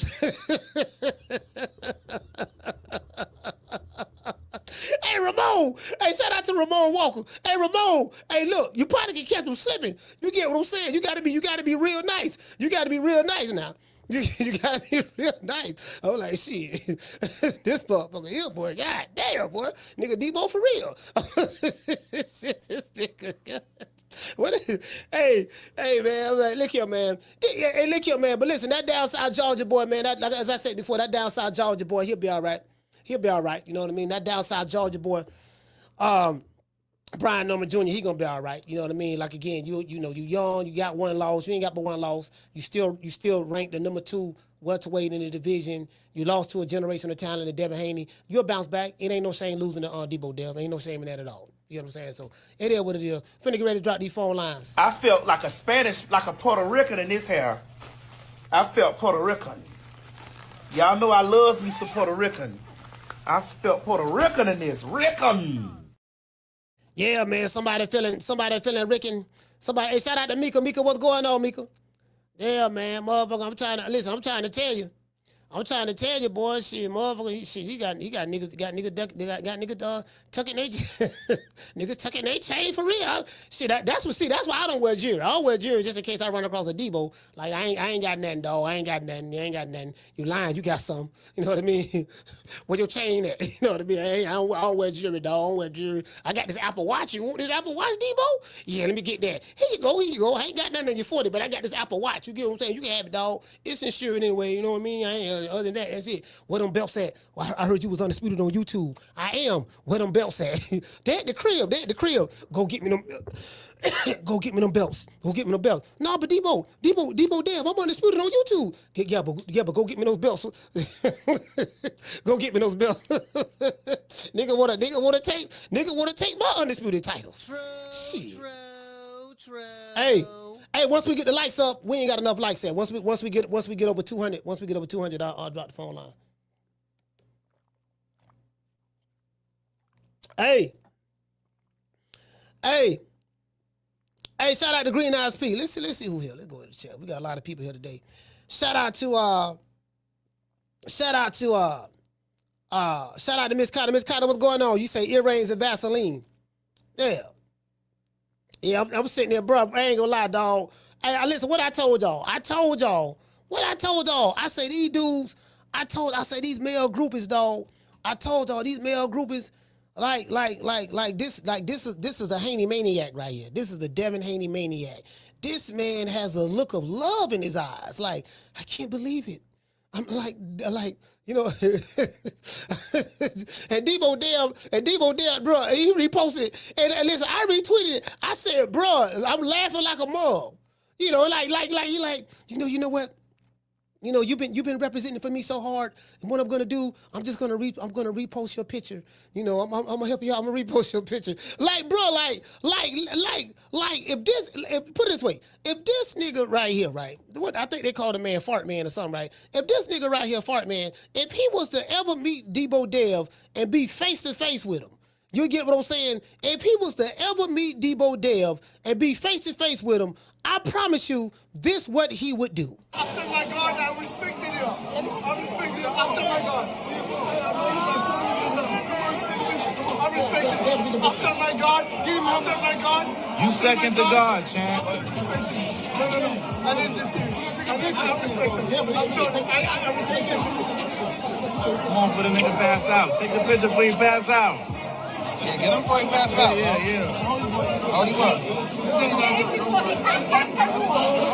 Yo, we gotta take this guy everywhere. Yeah. Yo, champ. He needs air. You need air. Take the picture. Take the picture before you face the picture. That's my hero, right? That's my hero. One more. It takes a lot to do it. All right, why are you pushing? Don't worry about it. I got you, all right? Nigga, hey, listen. This is a look of a man in love. And this nigga's in love. This nigga's in love. Deebo Dev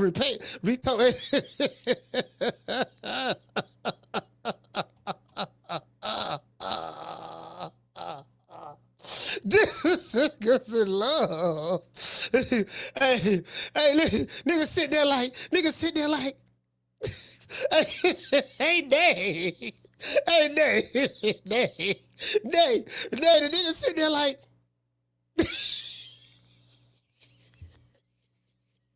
hey, Day. The nigga sit there like, hey, Schoolo. The man sitting there like, I say, oh my God, this nigga,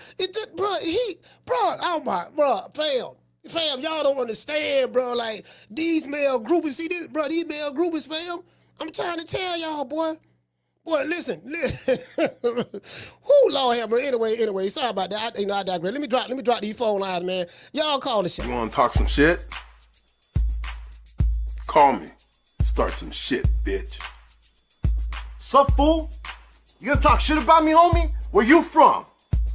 Hundreds of niggas is waiting for your motherfucking call, and they all talking shit about you right now. Call the coach at 530-494-9636. We waiting on your bitch ass. Shout out to Green Eyes P. Hey, okay. Dropping 2 pounds on your boy. She said, keep Canelo's name out of your mouth. Wow. He said, there's levels to this. Shout out to Benny Bronca. Hey, okay. Dropping out $2 super chat. He said, when is Ryan Ramirez Regis drunk JoJo is the best. Wow. Lord have mercy. Shout out to Chucky. Hey, okay. Dropping that quote over. Bam, dub on your boy. He said, Coach, I heard somebody say Norman Jr. was a tomato can. He said, just can he lost to Haney. Talking about he needs to go fight Booth. Nah, Brian Norman Jr. wasn't no tomato can. Nah, he wasn't no tomato can. He wasn't no tomato can at all. Down from the bar, there's a platform stage. People pimping, sharp as razor blades. You get what I'm saying? Because if you say that Brian Norman Jr. is a tomato can, then you take away from Devin Haney.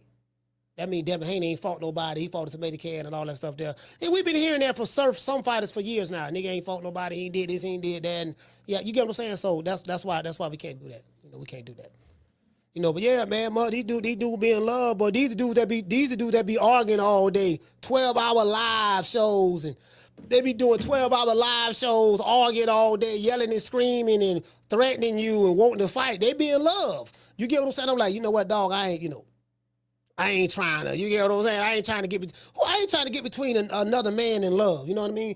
If you in love, baby boy, I get it. You know what I mean? Get your eagle on. I hope, you know what I mean? I hope everything work out.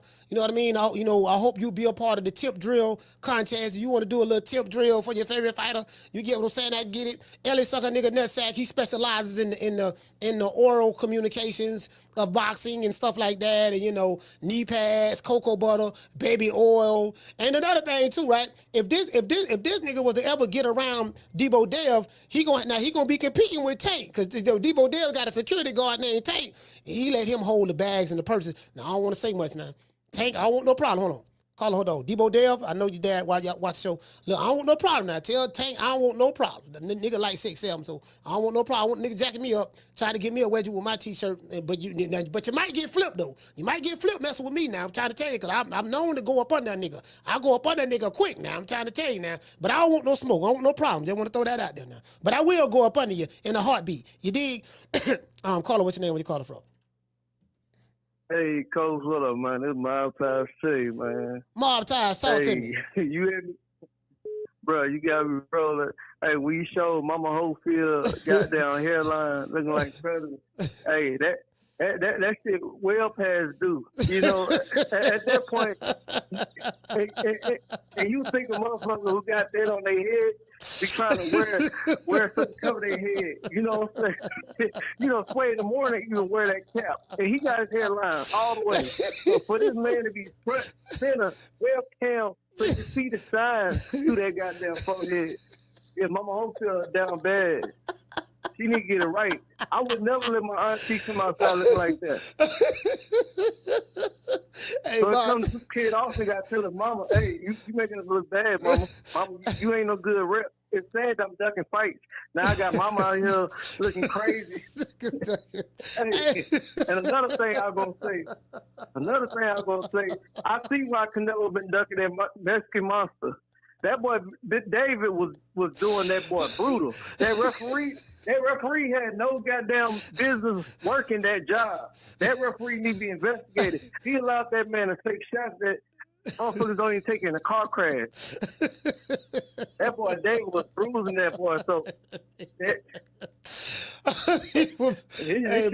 shit crazy, Coach. Hey, bro. Hey, I was like, damn, the referee and the corner didn't throw the towel in. The refs should have been stopped that fight. But he was hitting that man with some hard punches. Hard hit. Oh, the crowd wasn't even in on the fight for a minute. Everybody was feeling bad. Folks was looking sad. Cookie even had to turn his face. And he like seeing folks get eaten by lions. He even know that shit was brutal. You can hear that shit. That man didn't want to fight no more. He was just a punching bag. He was a moving punching bag.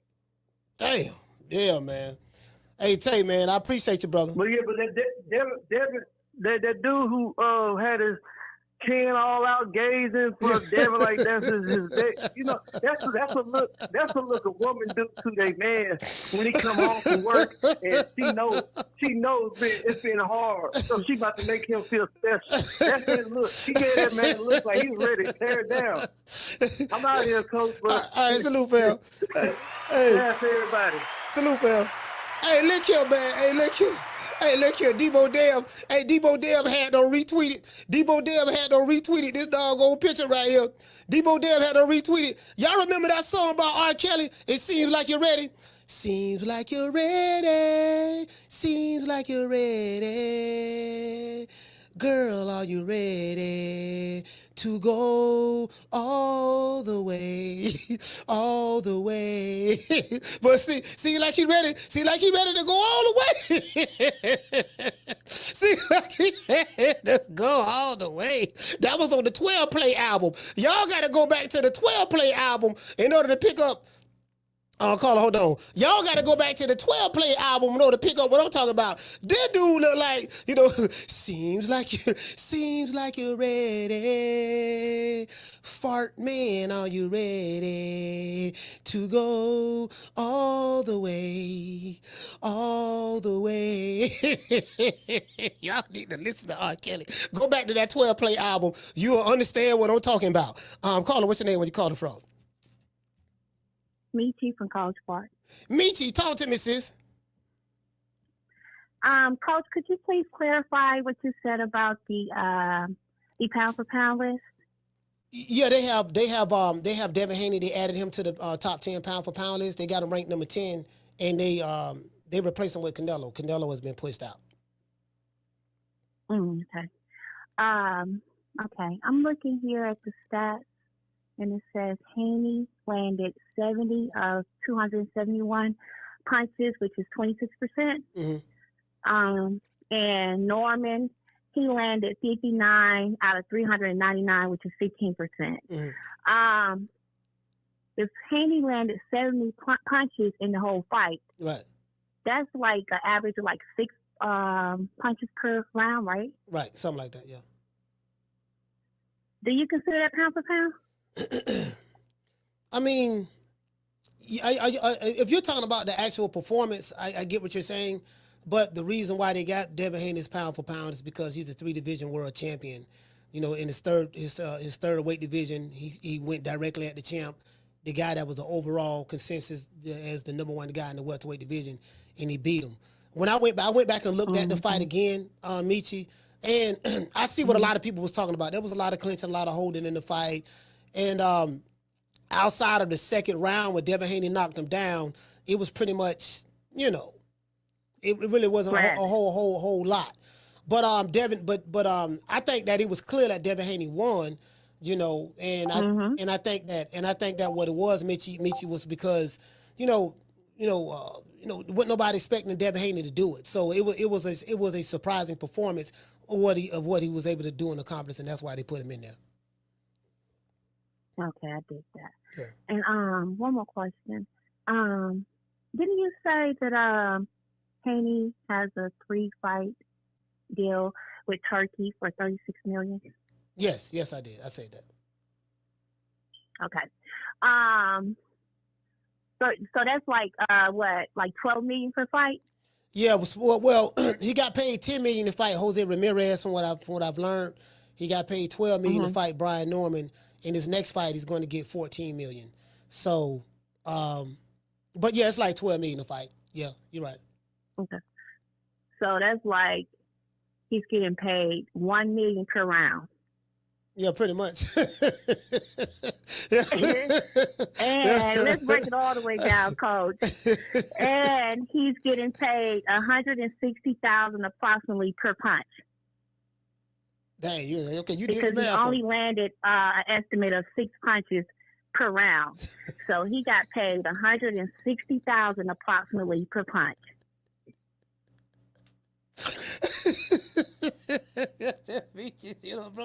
You don't broke it down how much you got paid per punch. All right, so your point. Yes, sir. So your point is what? Do you believe that? we keeping it all the way G, Coach. You know you real.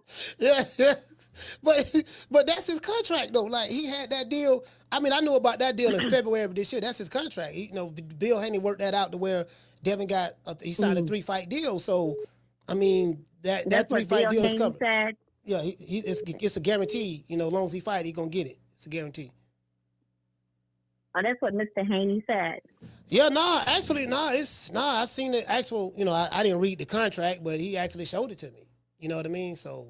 And another person as well. So I mean, again, I didn't read it. I don't know. I don't understand boxing contracts, but yeah, he got a. Well, Devin is a bad boy if he's making $1 million per round, and that means he's like making more money than Terence Crawford, and Terence Crawford is the baddest man right now in the game.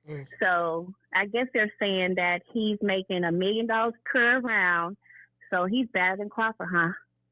I mean, I don't think nobody's saying that. I mean, the deal that Bill Haney worked out. I know ain't nobody saying it.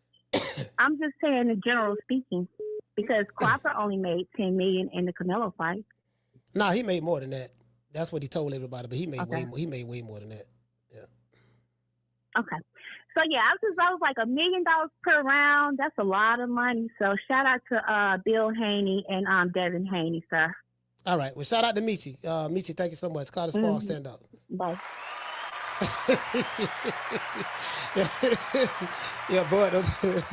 Boy told people he made $10 million. Now he made way more than that. If y'all believe that, yeah, but he made way more than that.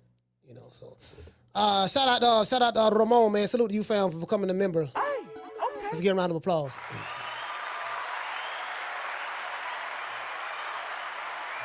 Yeah, man, like, bro. Hey, keep it on. Hey, hold on, Carla, hold on. Hey, you know what I thought about? I thought about another R. Kelly song with Mr. Biggs. Keep it on the down low. This nigga here was long. He from Minnesota. They say he from Minnesota too. He from Minnesota. I remember he threatened Ron Boy Fresh. He told Ron Boy Fresh, when you come back to Minnesota, you better have it on you. He threatened Ron Boy Fresh. But niggas be in love. They be in love, man. They be in love. You know what I mean? Oh boy, they boy, Lord have mercy, boy. Devin Haney got some crazy fans, boy. Carla, what's your name? Where you calling from? Damon from Detroit, Coach. Damon, talk to me, brother. Damn, Coach, the last caller just threw me so bad. I forgot what I was calling about. She broke that shit down, punch, round, financially. Is she on the team, Coach? No, she broke it down. She broke it down. Michi broke that down. God damn, in a matter of 1 minute. Yeah. Shit. Oh, but I was calling two topics. Devin Haney deserved to be on the pound for pound list. I mean, you could take one or two guys off. I think Canelo, the way he moved over the last 3 years, he about right where he needs to be off the pound for pound list. He should be right breaking into it.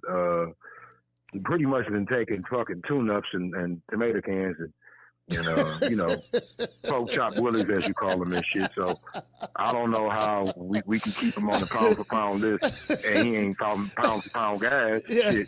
When he fought a 2 division less pound for pound guy, shit, he was outclassed. So I don't know. Shit.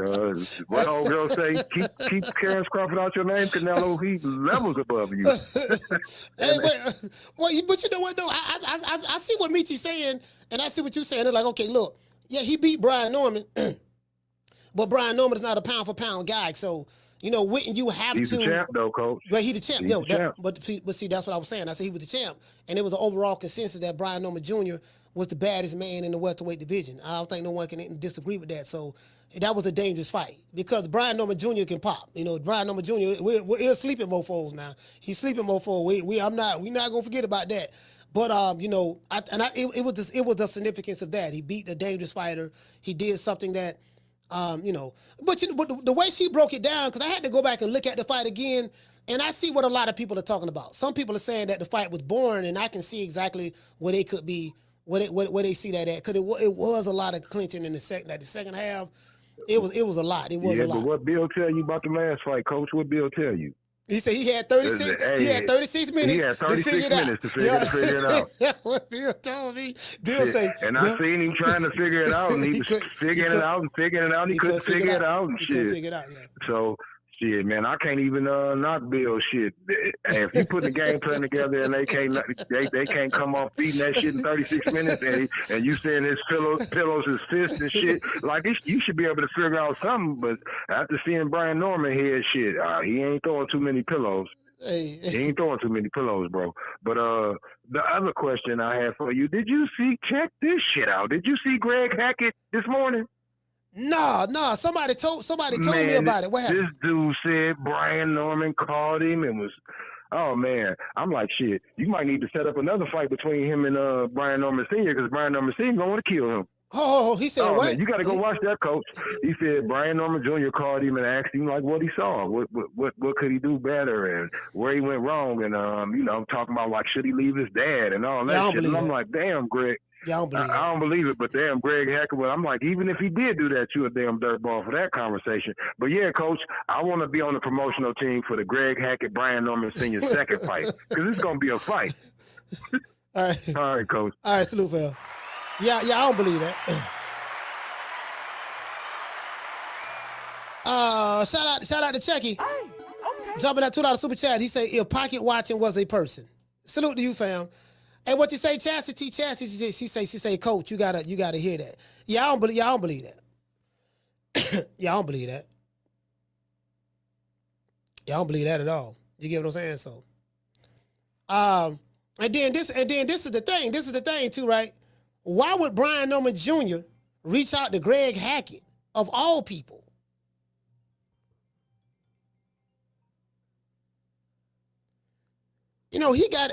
Brian Norman Jr. got access.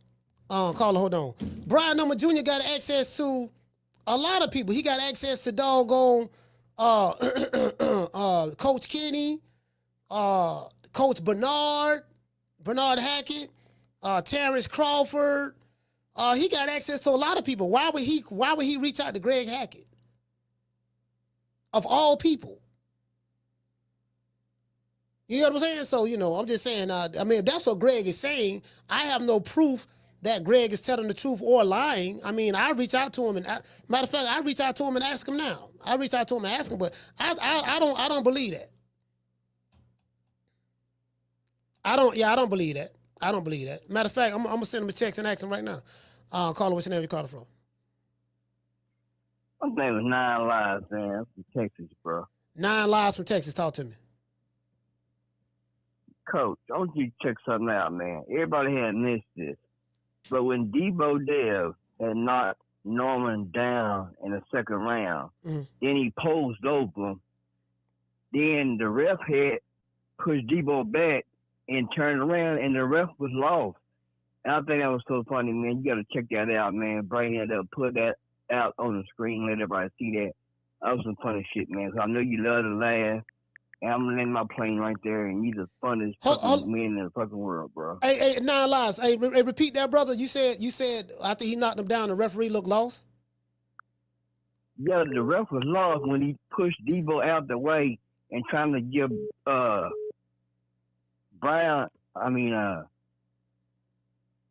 old boy the count. He turned around and he was lost.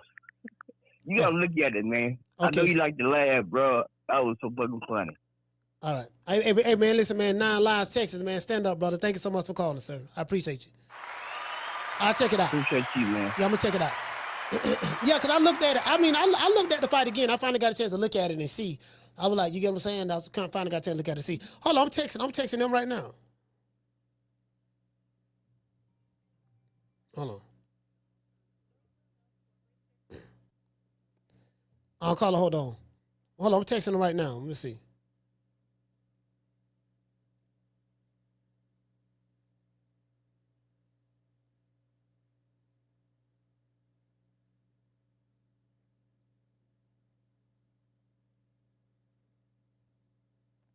Hold on.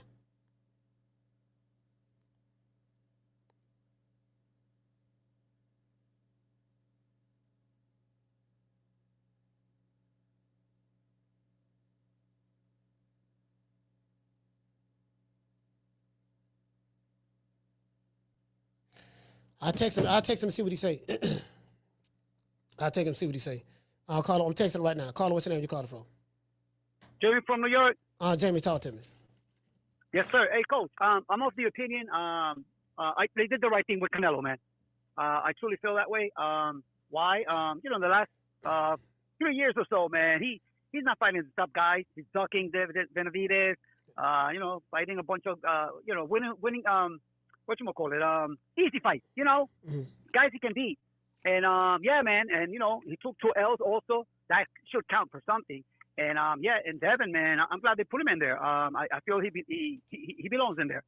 Other than Undisputed, Saturday, that's probably the biggest win of his career, So, and the man keeps winning. You look at his resume, he's got some decent names in it. You know what I'm saying? Mm-hmm. So Canelo was there a long time. I know, I understand. It was shocking for me in a way, but you know what? I feel that Devin Haney is more deserving, to be on that list, to be honest with you. And the rest of the other guys, they're doing, it's what you done for me lately. And Canelo's really is not doing much, bro. You know what I'm saying? He's just looking for the biggest paychecks for the easiest fights possible. But that's my take. Respect from New York, Coach. All right, salute, fam. Shout out to Jamie, man. New York, stand up. I see what Jamie talking about. Yeah, I don't believe that. Yeah, I don't believe it. I'll look at the video, like I said before.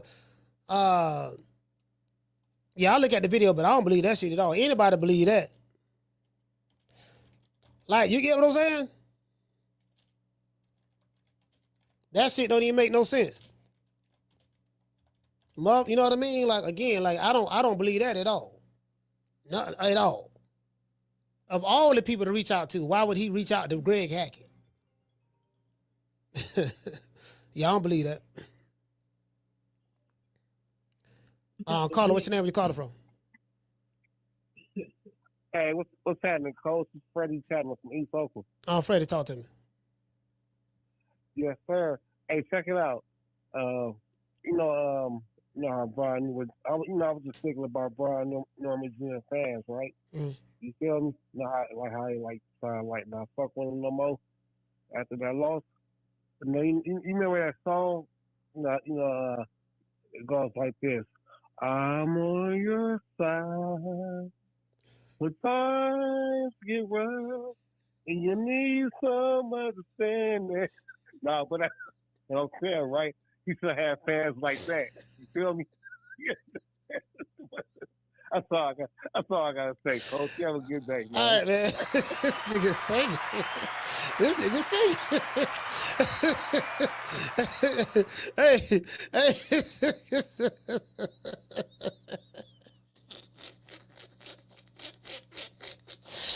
Hey, shout out to Chastity. Shout out to Miss Cotty. Miss Cotty. You know what I mean?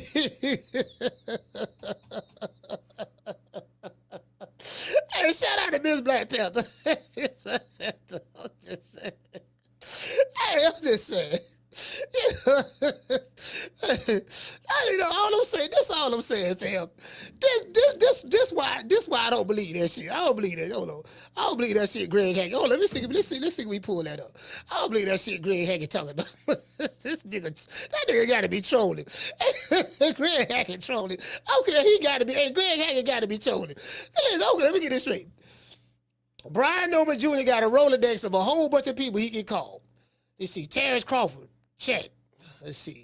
Tank Davis, I don't spar Tank before. I know him, got a good relationship with him, check. Let's see. Let's see. Greg Hackett. Greg, Bernard Hackett, check. Coach Kenny, check. Coach Calvin, check. And guess what? All the people that Top Rank got access to, all the trainers that they got access to, you know what I mean? He got a list of people he can call, like undisputed Hall of Famers, Greg Hackett. Oh, let me call him. Nah, he gonna ignore all the great people he can call. No, hold on, man. Hold on. Greg Hackett, let me call. Come on, fam. Y'all believe that? Come on, man. Bro, like, I don't believe.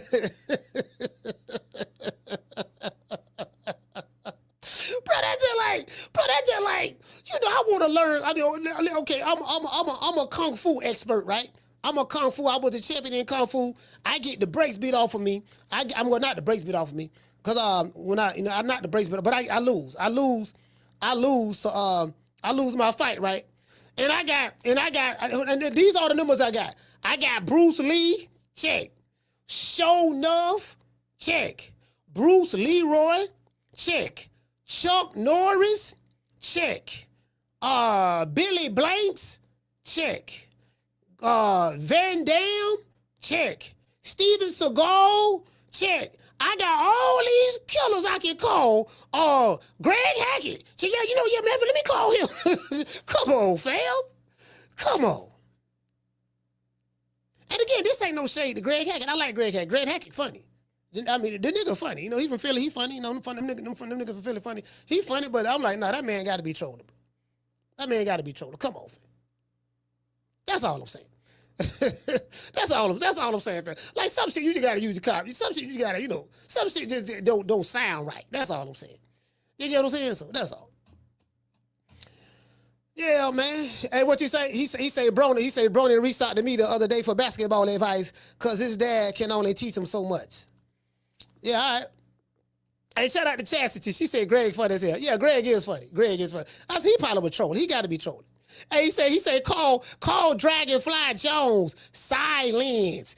I am sick of hearing these bullshit Superman stories about the Wassa legendary Bruce Leroy catching bullets with his teeth. Catches bullets with his teeth? Nigga, please. Hey, you know what? Hey, you know what? Hey, you can even call Booger Ray Leonard. Get in contact with Booger Ray. Say, Booger Ray, check this out, baby boy. I like the star that you made out of Javante Tank Davis. What you did, Booger Ray. I need you, baby. Booger Ray, look here. I like the fact that it was because of you. You was very instrumental in Floyd Money Mayweather being 50-0 in boxing because Booger Ray Leonard was there from the beginning. Booger Ray was there from the beginning, from the first fight all the way to the last fight, professional fight. Booger Ray was there, so he knows what it's like in order to build a legendary fighter. Make it last. Make it last forever. Don't let I love you.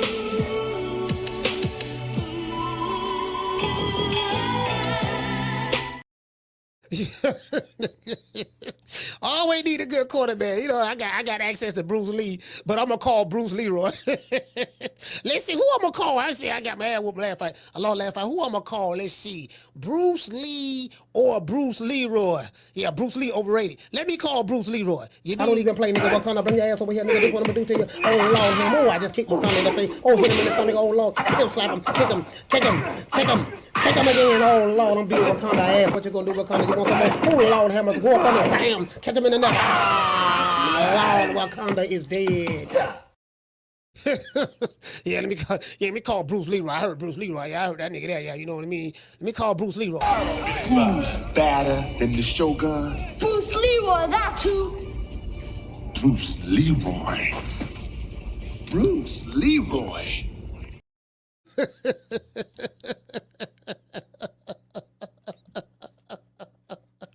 Who's badder than the Shogun? Bruce Leroy, that's who. Bruce Leroy. Bruce Leroy. You get what I'm saying? So, you know, man, come on, fam. Who's badder than the Shogun? Nigga, I'm gonna call the Shogun. I ain't finna call, nigga, I'm finna call Shogun. Who you gonna call? Bruce Lee or Bruce Leroy? You gonna call? Who you gonna call? Ghostbusters. If it's something strange in the neighborhood, who you gonna call? Deebo Dev. If you tuck your chain in the neighborhood, if they take your chain in the neighborhood, who you gonna call? Deebo Dev.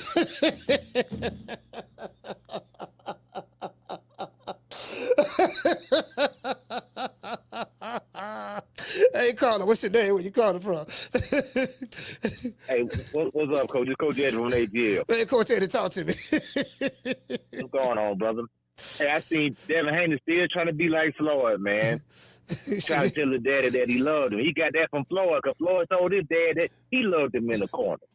The very last fight, he said, I remember everything you taught me, Father. From day one, I love you, Dad. Hey, man, look, man. I'm just jabbing. That was a beautiful moment. I ain't even gonna lie, man. That was a beautiful moment. Yeah. A son's love for his father and a father's love for his son. You know, hey, I had to take my hands off that. That was a beautiful moment. But I want the topic at hand that Canelo getting kicked off the pound list. Yeah. Man, that is great news to me, man. I love that. Anytime I get to see Canelo fans suffer and get mad, that brings joy to my life, man.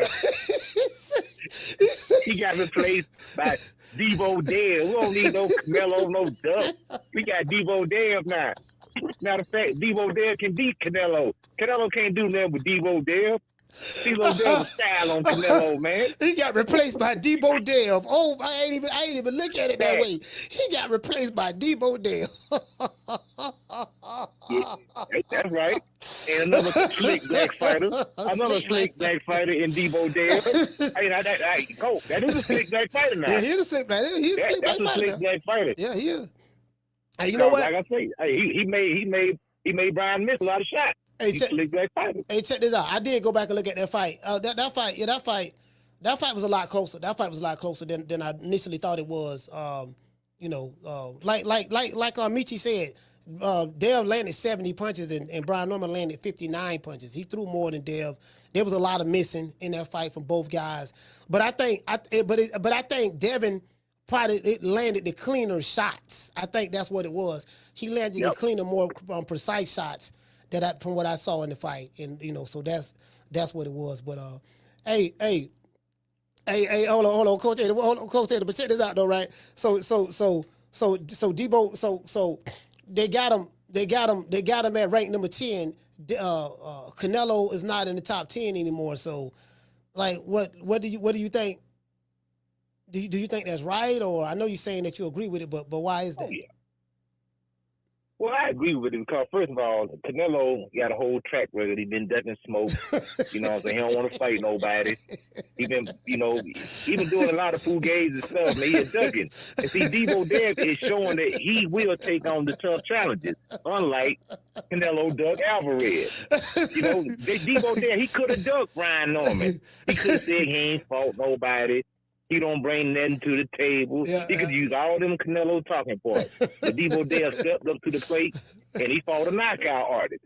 So we got to give him credit. So Canelo, all Canelo fans, anybody that, Deebo Dev will beat Canelo. Canelo ain't got nothing for Deebo Dev, man. We seen Deebo Dev make the adjustments. Hey, you know what? Hold on. I'm glad I got you here. Hey, shout out to Chucky. Jumping out to our super chat, he said Gohan fighting Black Freezer and train with Krillin. Hold on, but check it out. Hey, check it out. Bill Haney. You know I'll make a mockery of this, right? Now I'm looking crazy because Bill Haney, I called him the master teacher. And the master teacher is the one that breathed inspiration into the ears and lungs of Terence Boyd Crawford. And it was because of the master teacher, the words that Bill Haney said to Terence Crawford over 2.5 years ago. He was whispering, fight Canelo, Canelo. And Bud said he wasn't thinking about it and sizing him up. So, do you honestly think that Deebo Devin Haney can beat Canelo Alvarez? He can do what? Because he is. They say he's the second coming of Floyd Money Mayweather. He is the closest thing to Floyd. So, do you think that Deebo Dev can do to Canelo what Floyd and Crawford did to him? I got one thing to say, Coach. Mm-hmm. Deebo Dev in 5. I ain't there to get Deebo Dev in 5, man. Hey, you know what I mean? We might. Hey, listen, man. Hold on. I might need to. Bill texted me this morning. I might need to send Bill a text. Look here, man. Y'all might want to look at that Canelo fight now. Y'all might want to look at. You get what I'm saying? But you do that, boy. Hey, you get what I'm saying? Yeah. Deebo Dev in 5, man. It is what it is. Canelo fans, unfortunately, y'all star is dwindling. He's faded star. Yeah. It is what it is. They're looking for a replacement. But right now, you in the Deebo Dev or the Deebo Haney era right now. Deebo in 5. All right. Shout out to Coach Taylor, new fan. Hey, man. Hey, look here. Hey, Bill. Yeah, Bill said all that. He said, yeah, right now you listen to this is the Devin Haney era. You know what I mean? And we about legacy. We want the fights. And of course we want to get paid well. We want to get paid a lot of money. Bill said we want to get paid a lot of money. We want to get paid a lot of money for this fight. You get what I'm saying? So, it is what it is. We are a legacy fight, but the money got to be right and all that stuff there. And again, let me tell you something, fam. See, I'm gonna tell y'all the genius in what Bill Haney does, right? And I said this on the show before. Hold on. Damn.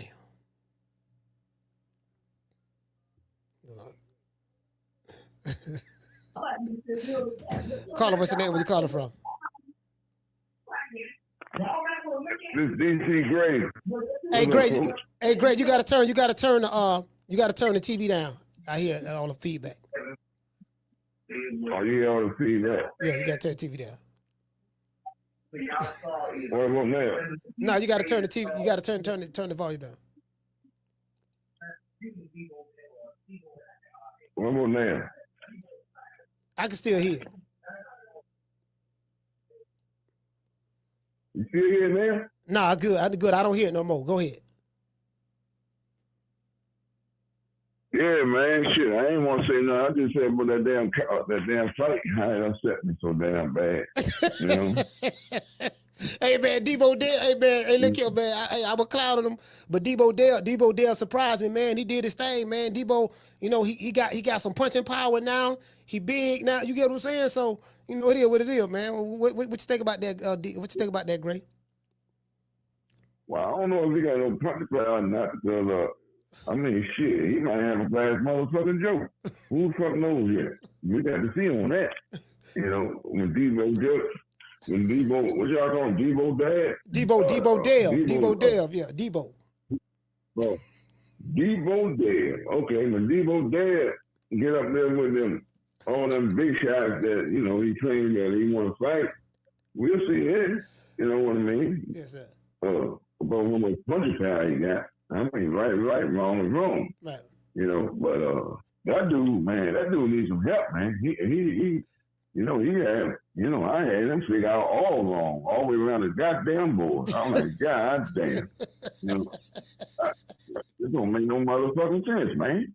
You know, look like he just gave up or something, man. I don't know what the fuck he's doing. He up here like he's Superman, flying in the air and all this old shit. You know what I mean? What the fuck is he doing? You know, come on, man. He ain't like that for real. I guess he just, you know, ran out whatever he thought that he can do or something. I don't know. Man, but all jokes aside, man, you know, he can keep getting up on the ropes and shit. You know, man, you ain't even give yourself a chance enough to eat. I mean, you know, you smothering your own goddamn punches. You know what I mean, man? You should have just pushed off a little bit, woo, woo, woo. And then he should have just shot some batter punch, man, while he was in the clinch like that. Came on top a little bit. But he was too close up on the man. You know what I mean? Yeah. I mean, goddamn, senior, man, he talking all that shit. Look like he should have told that motherfucker something, man. Goddamn, I don't understand this here. You know, I'm like, man, what is he doing? You get in the clinch, you get to hold of him. What are you doing holding him? You know, that one goddamn punch there got you dazed or something. Man, I was going off in this goddamn house, man, around here, man, with this bullshit, you know. Then you talking about in the middle. Man, you slow as a motherfucker. Man, you see your punches like an airplane coming around the corner. God damn. You know how you circle up in the air? You know, when you know, you're ready to land or something, you circle up in the sky, you know, in the plane or something. You come throwing some hooks and shit, man. God. What's all this jab shit about, man? You jabbing, your jab is falling down short somewhere. I mean, where is this goddamn, your arm is that damn short or what? What jab is you doing, man? What, man? No, he got the longer arm reach. Brian Norman arms had the longer arm reach. Brian Norman had the longer arm reach. Brian Norman had the longer arm reach by 1 inch. That's what I know. You know, you can see that he went he's standing in the corner or something, and just got both his arms down. You know, you can see he got kind of long arms. Yeah. But I couldn't understand that. You know, I mean, you know, he's doing it. What kind of jab is he doing, man?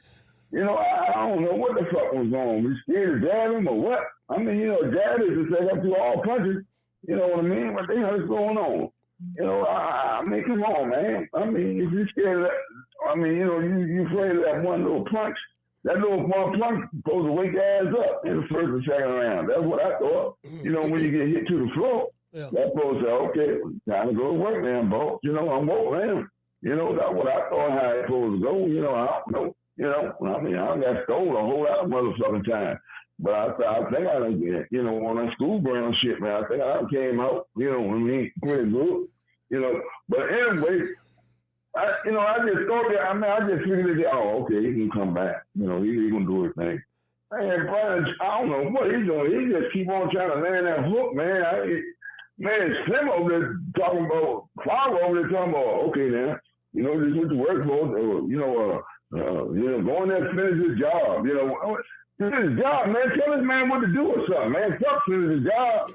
You know, he got to finish his job. I mean, goddamn, tell him something, man. Tell the man something to do. You know what I mean? I mean, God, that's what you over there for in the corner. These, man, these father fighters, I mean, coaches, I mean, whatever they are, trainers are supposed to be or something, man. They don't know everything, man. They just worry about the goddamn money. Man, sometimes you don't know, man. You just got to invest in your kid, man. You know, man. Go around this motherfucking country, man, and see some of these good motherfucking trainers or something, man. And you know, get this boy better, man. He got good potentials and shit, you know what I'm saying? But, man, get some help, man. You know, man. I know you ain't. I hope this man don't start this shit, man, think he can coach that boy by himself, man. And he don't know a goddamn thing to do. Talking about he was a boxer, man. Okay, you was a fighter, man, but what the fuck did you do when you was a fighter? You know what I'm saying, man? You should know, man, what you gonna do with that, man. Come on, man. Get that boy some help, man, with some of these trainers. You see that Bill Haney, you know, he started slipping around the country, all around the country. Let this man, you know, get some work with everybody, all these top trainers and shit and everything. Yeah. Shit, he right down there, goddamn, down Atlanta, Georgia, was one of them good trainers in the country, world, or whatever. That fat Muslim boy, a trainer. You know, he down there. There's one more down there, man. You know, goddamn. Next door to him, he can run on over there in Florida, man. You know, got a few over there, man. Just take him to travel or some shit, man. You know, man, get that man some help, man. You know, don't even go there if you're gonna rematch him, man. He got to go. You know, he got to figure out what he gonna. Man, he got to get his defense together, man. You know, come on, man. This man just jabbed the fuck out of that one eye. Boom, boom, boom, boom, boom, boom, boom. God damn, man. Do you duck your head, move your head? I mean, what's going on, man? You know, man, dude, man, you know, come on, you can't talk that shit, man, and don't produce. You know what I mean? You understand what I'm saying? Yeah. You just can't do that shit, man. You talk that big, man. You talk so much motherfucking shit, man. You know what I'm saying? You had the whole world believe you, man. You know, you out talking that motherfucking nappy ass head Bill Haney. You know what I mean? Shit, man. Oh, man, I was just disappointed. But that's how I go, though, sometimes, you know. Man, I wanted this boy. I wanted him to win so motherfucking bad, man. It's a goddamn shame, man. But you know what? I just wanted him to win so bad, not just because he's dead, because I just want him to go ahead on a little further. You know what I mean? And snatch another belt or something somewhere. But he ain't gonna snatch a motherfucking thing, man, doing that shit. You know what I mean? You know, that's just the truth, man. You know, get the fuck out of that garage, man, and take that man somewhere or something. Or call somebody in, man. You know, all the talking and shit. This is trying to stay off that podcast shit and stop laughing and joking and all that and go to work with your son, man. Or even your son got to go to work for his goddamn self or something. That motherfucking money they got, that $3 or $4 million, shit, man. Yeah, they got about, man, invest in yourself, G. Yeah, they got that. I don't give a fuck what they got. They got paid. I don't even know. Huh? You know, they made, listen, he made $2 million on the JESSE Saki fight, and I'm hearing on this fight, they got $4 million, so he got enough money now to take his training and stuff to the next level. I think the next fight they're gonna do that. I think they're gonna do that. If they smart, they'll do that. Yeah, man. If you on that motherfucking road, man, fill that motherfucking gas up, man. You know, get your gas tank ready, man. Start, man, fuck that. Man, go for 15 rounds, man. You know, train for 15 rounds. You know, get some of them niggas in, man. You know, get them up in there, man. Help this boy out, man. You know, he just order shit. Ain't no bullshit about that. Yeah. You know, I ain't throwing no salt on the dude, man, because I still like him and all that. I ain't gonna quit him, man. You know what I mean? But I just hope that he goes on and, you know, do the right thing, man. You know what I mean? I'm just tired of this following sun coat shit, though, man. I mean, all these motherfuckers with that shit, man, that shit don't come out too well, man. You know what I mean? It really don't. You know, that Bill just had some sick shit going on, you know, with him. You know what I mean? He did all that shit on his own with that dead motherfucker. You know what I mean? He sure did. All that old. He went off the country and Cambodia shit and all that. Man, he eased up in front of the line with that shit. You know what I mean? He ain't fuck nobody for that shit, man. Because they had niggas waiting in line for Cambodia. But some kind of way that nigga Bill eased up there and snatched that shit and got on up in there and had all them boys mad about that shit. It ain't like he fought the whole motherfucking crew. You know what I mean? So he need to stop that shit. You know what I mean? Regis Progress, he wasn't shit. You know what I mean? And all, I mean, if he ain't, you know, all them cheating motherfuckers and all that shit, man. He definitely ain't really fought no whole lot of bad motherfuckers himself. So they can stop that shit. You know what I mean? You know, he still such thing in my eyesight. You know what I mean? Every time he seems like he's about to fight, that motherfucker get out of dodge with that shit. Hey, look here, man. 1 minute. I want to see him fight that Antoine Russell boy. I want to see him fight that, but what the fuck? He done moved to another motherfucking section of the boxing. That's what it said. You know what I'm saying? So, you know, yeah, I don't know, man. You know, and Boosie, he got the fuck out. Man, they sick, man. They know when to jump up in that motherfucker. I'm going up, you know. When the motherfucker's going up, they go in, you know. No, man, come on, you got to stop that shit. So it still can be a church with these boxers, man, without a motherfucker not knowing, you know. Because we ain't looking for that shit, yeah, you know. You can try to pick all kinds of ways, you know what I mean? I heard her say something about them. You gonna take off a year, nigga. You taking off a year to see what's going on and all that shit. You know what I mean? What the fuck you gonna take off a year for, man? Motherfucker want to fight this nigga, man. Don't taking off no motherfucking year. You know what I mean? Take off a year for what? You know what I mean? Well, taking off a year. You taking off a year so you can look at all these motherfuckers and who you can start kicking and all that kind of shit. You know what I mean? Yeah, we can get him, you know, yeah, we can get him. That's what you doing, nigga. You know, because if you just stay right in the game right now, well, them motherfuckers gonna ask for the fight, you know what I'm saying? Since he gonna fight everybody and all that shit. Don't go nowhere talking about some whole year. Man, nah, I want to see him fight in the next 2 or 3 months. Fuck some whole year. You know what I mean? Oh, he gonna take off a whole year. A whole year? What the fuck is wrong with you, man? A whole motherfucking year. Come on, man. This shit is sickening, man. A whole year. Man, I used to see motherfuckers fighting crowds 6, 7 times a year. You know, my time, you know, his time too. I'm going a whole year. I'm tired of this one fight a year shit, man. I'm sick of all this shit. You know what I mean? It's like 2 bum-ass, tomato can-ass motherfuckers fight one good, half-ass, good-ass nigga, then they want to take off. Man, fuck that shit, man. Come on, man. You know? They need to pay them motherfuckers $2 a fight. Make them want that money. You know what I'm saying? They'll fight then. You know what I mean? You know, bullshit, man. Yeah, man. Yeah, man. That boy done. I mean, even my man, you know, that dude, man, you know what I'm saying? He all right. You know, he's doing the motherfucker. He got to get his defense together, though, man. You know, this nigga got too much heart for his own good, man. You know what I mean? This nigga, he like one of them motherfuckers, man, fuck this shit, nigga. Let me knock this nigga out. He just want to play a motherfucker. You know what I mean? He just want to rumble, man. This nigga just want to boogie a little bit. You know, now I'm saying you got to get, you know, you got to learn a little bit defense or something, man. You know, you know, one of these niggas, you kept that Georgie go down, man, you might just don't get back up. So, you know, get that defense in order, dude, you know, and do your thing. That was a good motherfucking fight there, though, wasn't it? Yeah. He did good. He got to work on his defense, though. I think if they be honest with themselves and when we watch that fight, they're gonna see it's a lot of things that you know, he got the heart. That's cool, but it ain't about getting hit all them goddamn times. He could have. It's a lot of stuff he could have did. Yeah, because you know he got hit too many motherfucking times, man. Just think this motherfucker, man. He hit you in that right spot, man. Sometimes they ain't both a whole lot of power, you know. Yeah. You know, motherfucker get knocked out sometimes, man. They ain't got to have a whole lot of power, man.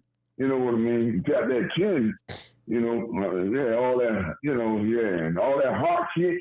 Fuck the heart shit. I want nuts, motherfucker. You know what I'm saying? That one, you know, come on. Hold on, did Deebo Dev show you nuts? Remember you said he got to fight this dude. Don't worry about it. Just fight Norman. Did Deebo Dev show you the nuts? Yeah, actually, he was all right. He was better, you know, than motherfucker. I mean, you know, he still seemed just a little bit nervous. He need to go and ask Gray Leonard, man, how to finish a motherfucker off or something, man. You know what I mean? I don't know what he was seeing that he like running through something or something. You get a nigga in trouble, man. You got to finish a nigga off, man. You know what I mean? There's no shit, man. You know, this boxing, man. Hey, Gray. You don't know what's going to happen in that next round. Gray, he landed. You know what I mean? Hey, Gray, Deebo Dev landed. He landed 70 punches. That's how many punches he landed in his last fight. He landed 70 punches, and Norman landed 59 punches. Now, what kind of shit is this here? What they was up there, a romancing one another in the eyes or something? What's up going on, man? See, that's the kind of shit I'm talking about. Now, he absolutely shook Norman up a little bit. Norman was a little, I don't give a fuck what he said. I don't know what happened, you know, when he went down on that motherfucking cabbage, man, and got back up, man. All after that, man, he seemed a little, I don't know. And Dad seemed a little, he seemed like he wanted to go up in that shit, man, you know, because he supposed to finish that boy all. You know, he could have been finished that boy all, man. You know what I mean? You know, he could have used his jab and just got the fuck out of Dodge. You know what I'm saying? Yeah. You know, but I don't know what the fuck going on with these fighting motherfuckers. I can't talk out saying fuck all of them, because all of them ain't got no heart. Fuck them. And they got scared, all of them. You know what I'm saying? You get a nigga in trouble, you still don't want to just go in and knock his motherfucking head out all for something, man. Fuck this shit, man. I'm getting tired of this shit now, man. I want to see some motherfuckers cry on these motherfuckers, man. That's what you coming in there for. You know, niggas get around that bullshitting and wind up getting knocked the fuck out. You see what they did to Oscar? You know what I'm saying? They run around that motherfucking ring, man, saying he got the fight knocked down. Who they gave it to? Yeah, they gave it to Trinidad. You know what I'm saying? Yeah, man. You know, you get a nigga in trouble, man. Man, get that nigga up out of there. What the fuck is you doing? You know? Shit. Y'all talking about some jab, Judah, and all this shit, man, and all that. You know? Man, we got Zab. Listen, hey, look here, great. Deebo Dev trained with Zab. He's trained with Zab, Judah, Sugar Shane Mosley, Floyd Money Mayweather, and Mike McCallum. You know, he put all them styles together. Now, I'm going to tell you something. You know, out that 3 or 4 you just called, now, Mike, the only one that I go agree with you, man, you know what I'm saying, for. Now you're talking. Now you're talking. All that jab shit and all that. Man, this motherfucker. Now, I'm telling you something. I like the jab. The jab is a hard-hitting motherfucker. He ain't no set-up artist or none of that shit. Every time he gets clapped, he ready to lay down to. You know, he had a glass jaw, undercover ass glass jaw ass self. You know what I'm saying? He so goddamn big. You know, but jab, he'll try to get up and fight a motherfucker and drunk. He'll fight to win. Man, I'm tell you something. Dad is the kind of nigga like my uncle, man. Man, my uncle, man, this motherfucker, so we coming out with the motherfucking logo one night, man. And I'm saying, what the fuck Chuck going over there, man? Talking to that motherfucking tree. He over there, we get over there, he out there, motherfucker, I knock your ass out. What the fuck you talking about? He over there talking to a motherfucking tree. Drunk as a motherfucker. You know what I'm saying? Dad remind me of him. You know what I'm saying? He'll get up and just fight. He just throw punches. Ain't nobody standing there. Because I got fucking dizzy that nigga that punched me in his ass. Talking about jab. Every time you turn around, this motherfucker getting knocked down or something or some shit like that, man. Come on, man. No, man. You know, yeah, he was all right. Every time these niggas talking about a belt. That shit don't make you no hell of a fighter. Anybody can get a belt. You know what I mean? Devin Haney said that. Devin Haney said that. He told Brian Norman, he said anybody can get a belt. Anybody could be a champion in today's time. That's what Devin Haney said. Oh, did I don't know. He said that. He said, yeah, anybody could be a champion. So he kind of like telling on himself as well. Like anybody could be a champion. Like he said that he told Brian Norman. Why would he tell him that? Man, he's fighting him. Yeah, no, but what are you gonna tell him that for? That means he's fighting a bum. No, but but check it out though. He told Brian Norman. He said anybody could become a champion. He said if you got a team that move you right and you pick the right people to fight at the right time, you can become a champion. That's what Devin Haney told Brian Norman in the build-up. Yeah, anybody can become a champ. Get one of them belts or something. There's no question, but there ain't no question about that. You know what I mean? Yeah, there's no question about that shit, man. How many motherfuckers, got a belt, the next fight, it ain't there no more. You see, the thing about that belt, since you get it, you understand, you got to hold it. Do you deserve to have this belt, motherfucker? If you don't deserve to have it, ain't even getting it. You know, I want to see a nigga have a belt, you know what I'm saying, for one fight and the next fight, he don't. Yeah. You know, I mean, you fucking nigga bankroll all up with this shit, man. These sorry ass niggas, man, I'm tired of that shit, man. You know what I mean? These days, nigga ain't getting no money no more anyway. You know what I mean? You know, what the fuck? With this bullshit, man. Don't fuck our money up, man, because, your heart gone. You know what I mean? Fuck that shit. No, but, David, he really, he looked a whole lot better and all that kind of shit. Yeah, he sure did. I got to give it to him. I ain't one of them sucker ass nigga don't give a nigga, you know, his props now. I'm gonna give a nigga prop. I don't give a fuck if he look good and get the bitch. I'm gonna get him his prop. You know what I mean? Fuck that shit, you know? That's what them sucker ass nigga. I ain't gonna throw no salt on the man, you know what I mean? No. But, you know, that Brown, I'm just tired of these follower motherfuckers, man, you know? I'm getting all this bullshit, man. With that case, you know what I'm saying? The Trump been doing the work all along, he's been doing his goddamn self. That's when, you know, you keep people over in the corner and all that shit. They coming in that corner for some help, man. You know what I mean? And that's the way I look at it. You know, come on, man. Shit, fuck that shit. I want to tell that motherfucker something. I don't want to tell motherfucker, look, this you waited for this moment all your life. And I want you to get out there and, you know, get rid of this motherfucker, man. Come on, you know what to do, goddammit. What the fuck is that? That ain't telling that man. Man, tell this man how to do something or some shit, man. What the fuck is wrong with y'all, man? You know, I mean, you know, tell him something, man, you know? Shit, you know? I mean, no, man, because that's like, man, that shit right there, man, you know, that keep clenching and shit and all that, man. You know, if you guys like a little dirty or something, you know what I mean? Do it, motherfucker. You know, fuck that shit. I don't give a fuck what a nigga say about me. You know what I'm saying? You know, niggas been hitting a nigga in their nuts for a long time to get his ass up off him. You know what I mean? Shit. That's how this shit supposed to be. You know, that's the way I look at it. You know, I'd rather win than for him to win. You know, that's the way I look at this shit, man. Yeah, man, but I don't know, man. I don't know, man. I don't know what happened to him, man. But, you know, just like, you know, you can tell them, right, man, this level to that shit. It's been level to this shit, man. You know what I mean? You know, I'm getting tired of hearing that word with all these motherfuckers. It's level to this. It's level to this. Okay, then, well, it's level to this motherfucker. I like it is, then. You know what I mean? Come on. You know, I don't want to all that bullshit, man. Keep crying and talking about a fight happened 5, 2, 3 years ago. I don't want to go. Don't go back to that shit, man. It's what's happening, man. Yeah, man, you know. But we're going to see what big old Deebo Dev about. You know what I mean? You know, I don't want to take off no year. Man, I don't want to be sitting back waiting for him to fight a whole motherfucking year, man. What kind of shit is that? Wait, what you waiting with a whole year? Take off a whole year for what? You need to start talking out the boxing game. What the fuck you mean? What's the change in the boxing game, huh?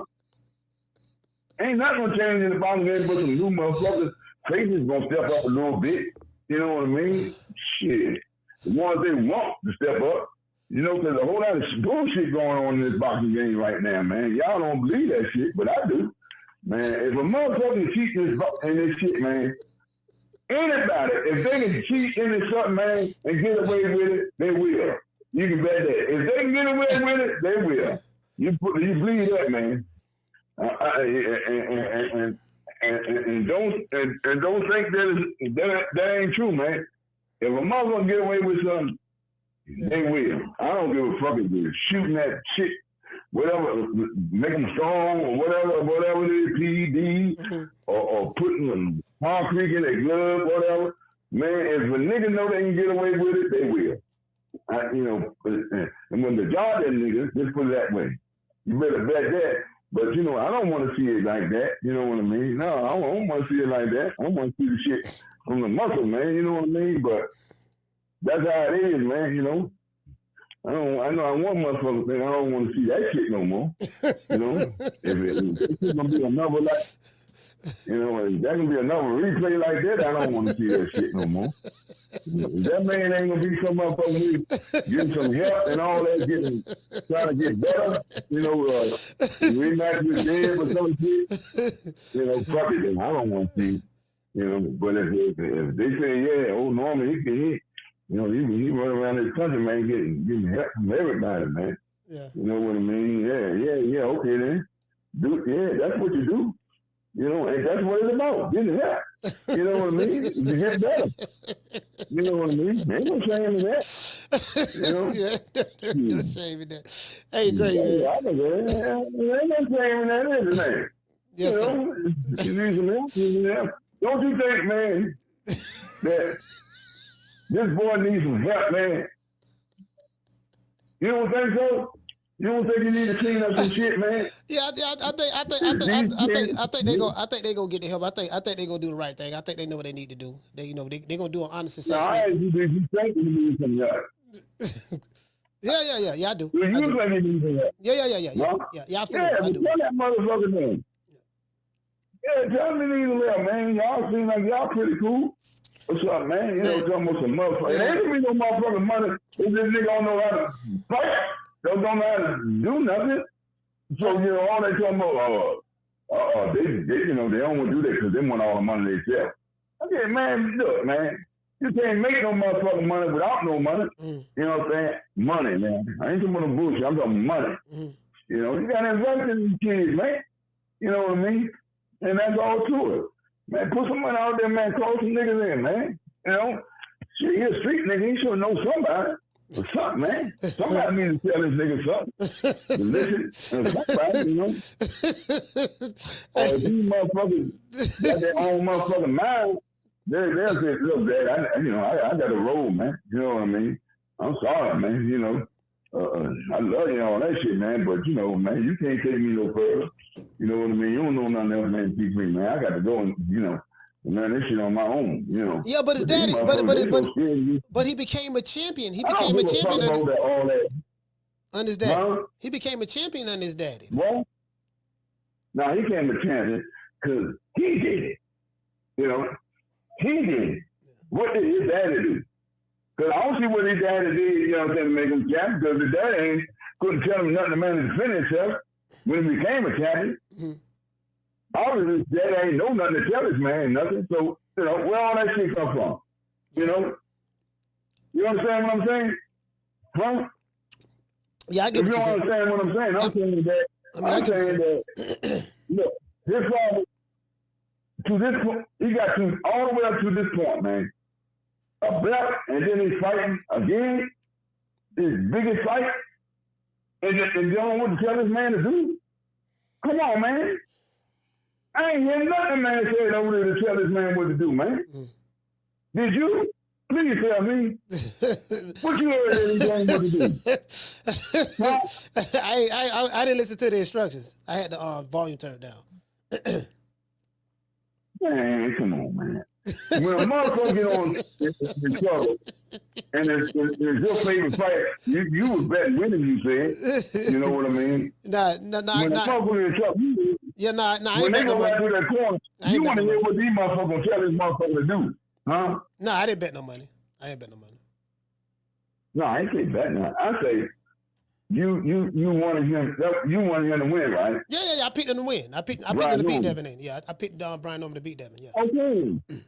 All right then. So you see how the fight is. If motherfucker in trouble, don't you want to hear what the fuck they gonna tell this man to get his ass up out of trouble? Yeah. What I'm saying is when I did the fight party, you're not even gonna go to bathroom, huh? No, what I was saying was when I did the fight part, I had the volume turned down. So I finally went back and looked at the fight again, and the fight was I got a chance to see a lot of stuff that was going on in the fight the second time that I probably. You see how Bill and them was over in the other corner. You know what I'm saying? Telling that boy what to do. Yeah. When they sat down. Yeah. He was giving them precise instructions. Okay, well when he got all that trouble, shit, Senior should have been, and who else over in that corner, you know what I'm saying, should have been telling Junior something, man. That corner look clear, empty as a motherfucker over there. Me? Man, you're not gonna win like that, man. You know what I mean? Mm-hmm. You ain't got no team, no team with you, man. He don't know what the fuck to tell these people, man. Man, you gotta hire some motherfucker around and tell you what to do. They know what to tell these people, man. But see, this the thing, no, Gray. Me as a content creator, I can't tell a father, a bossing dad, what I think they should do. You know what I mean? Because it's gonna come off as, well, no, nigga, who the fuck you will? Because these dads are they have massive egos. So you can't really, I'm not saying that, so I can't, you know what I mean? That's a touchy subject. I don't like telling dad, yeah, man, what you need to do, this and that, because that father-son dynamic, I don't want to get involved in that, not at all. Yeah. Well, the thing about it, man, dynamic or whatever, man, ain't nothing wrong with it, man. You know, tell a motherfucker in a nice way or something. You think you need to try this here or try that or something? I mean, something, man. And, you know, okay, you ain't got to tell him like you a wolf or man, you see, man, keep getting popped with his motherfucking jab or some shit. You know what I'm saying? Tell him this to do, tell him that to do, or whatever. But tell him move. Do this dude know how to flip punches and all that kind of shit? I mean, man, I ain't see him move his head or nothing, man. Yeah, that motherfucker just standing straight up there. Yeah. Huh? You're right. You're right about that. You're right about that. Man, what the fuck? You standing right up there, man, making the target easy as a motherfucker, man. Come on, man. What the fuck is going on with you? Shit, man. I mean, I just couldn't believe this shit, man. I believe if this man just knew how to, if he go bob and slip a little bit, weave a little bit, get up, just get close, you know, just get that range and shit, get up underneath bed. Yeah, he wasn't bobbing and weaving. To get hit or nothing. Yeah, he wasn't bobbing and weaving at all. He had no hand movement. You know? Yeah. None of that. You ain't scared to get up on that motherfucker. You ain't scared to get up on him. Then get up on that motherfucker and get the fight in this nigga, man. You know, you ain't scared to take no punch. Man, you got to land one or two of your motherfucking selves, man. You get close enough to him, but when y'all was on that rope, man, you got too close to him. You smell your punches, man. You can't even punch. You supposed to push back off him a little bit. You know what I mean? Get this nigga some violence up to the top, all that shit. You know what I'm saying? You understand what I'm saying, Coach? Yeah, I understand what you're saying. Yeah, man. Hey, Gray, I got it. Man. Hey, Gray, I got to get ready to go. Yeah, I understand all that, but man, yeah, old Deebo Dev, you know, man, I can't wait for Deebo Dev. I like to pick a couple of them motherfuckers going to fight. You know what I'm saying? Since you want to fight everybody, you know what I mean? See, that's the shit I'm talking about. You need to talk about that. I fight everybody and all that. See, but the thing, they'll start flying off some shit, get to talking to. You know, when the niggas get to talking all the time and all that shit and everything, they don't want to do a motherfucking thing. They don't want to do nothing. You know, not a goddamn thing. Not nothing. Now, you want to fight, man, they send a motherfucker out there going to fight. You know what I mean? You want all the belts and shit. You can't get all of them, man. You might get a few of them, but you might have to move up with some shit, man. You know what I'm saying? He know what to do. He know motherfucking well. He ain't going up in that shit box. Hey, Gray. You know what I mean? Hey, Gray. Yeah, I gotta get ready to go, man. Hey, man, listen, man. Welterweight, what he's doing right now, that shit's some trash. He ain't nobody, man. He can beat everybody in that shit right now. Who the fuck in there? That Spanish motherfucker. What's the other little boy name? That little short motherfucker.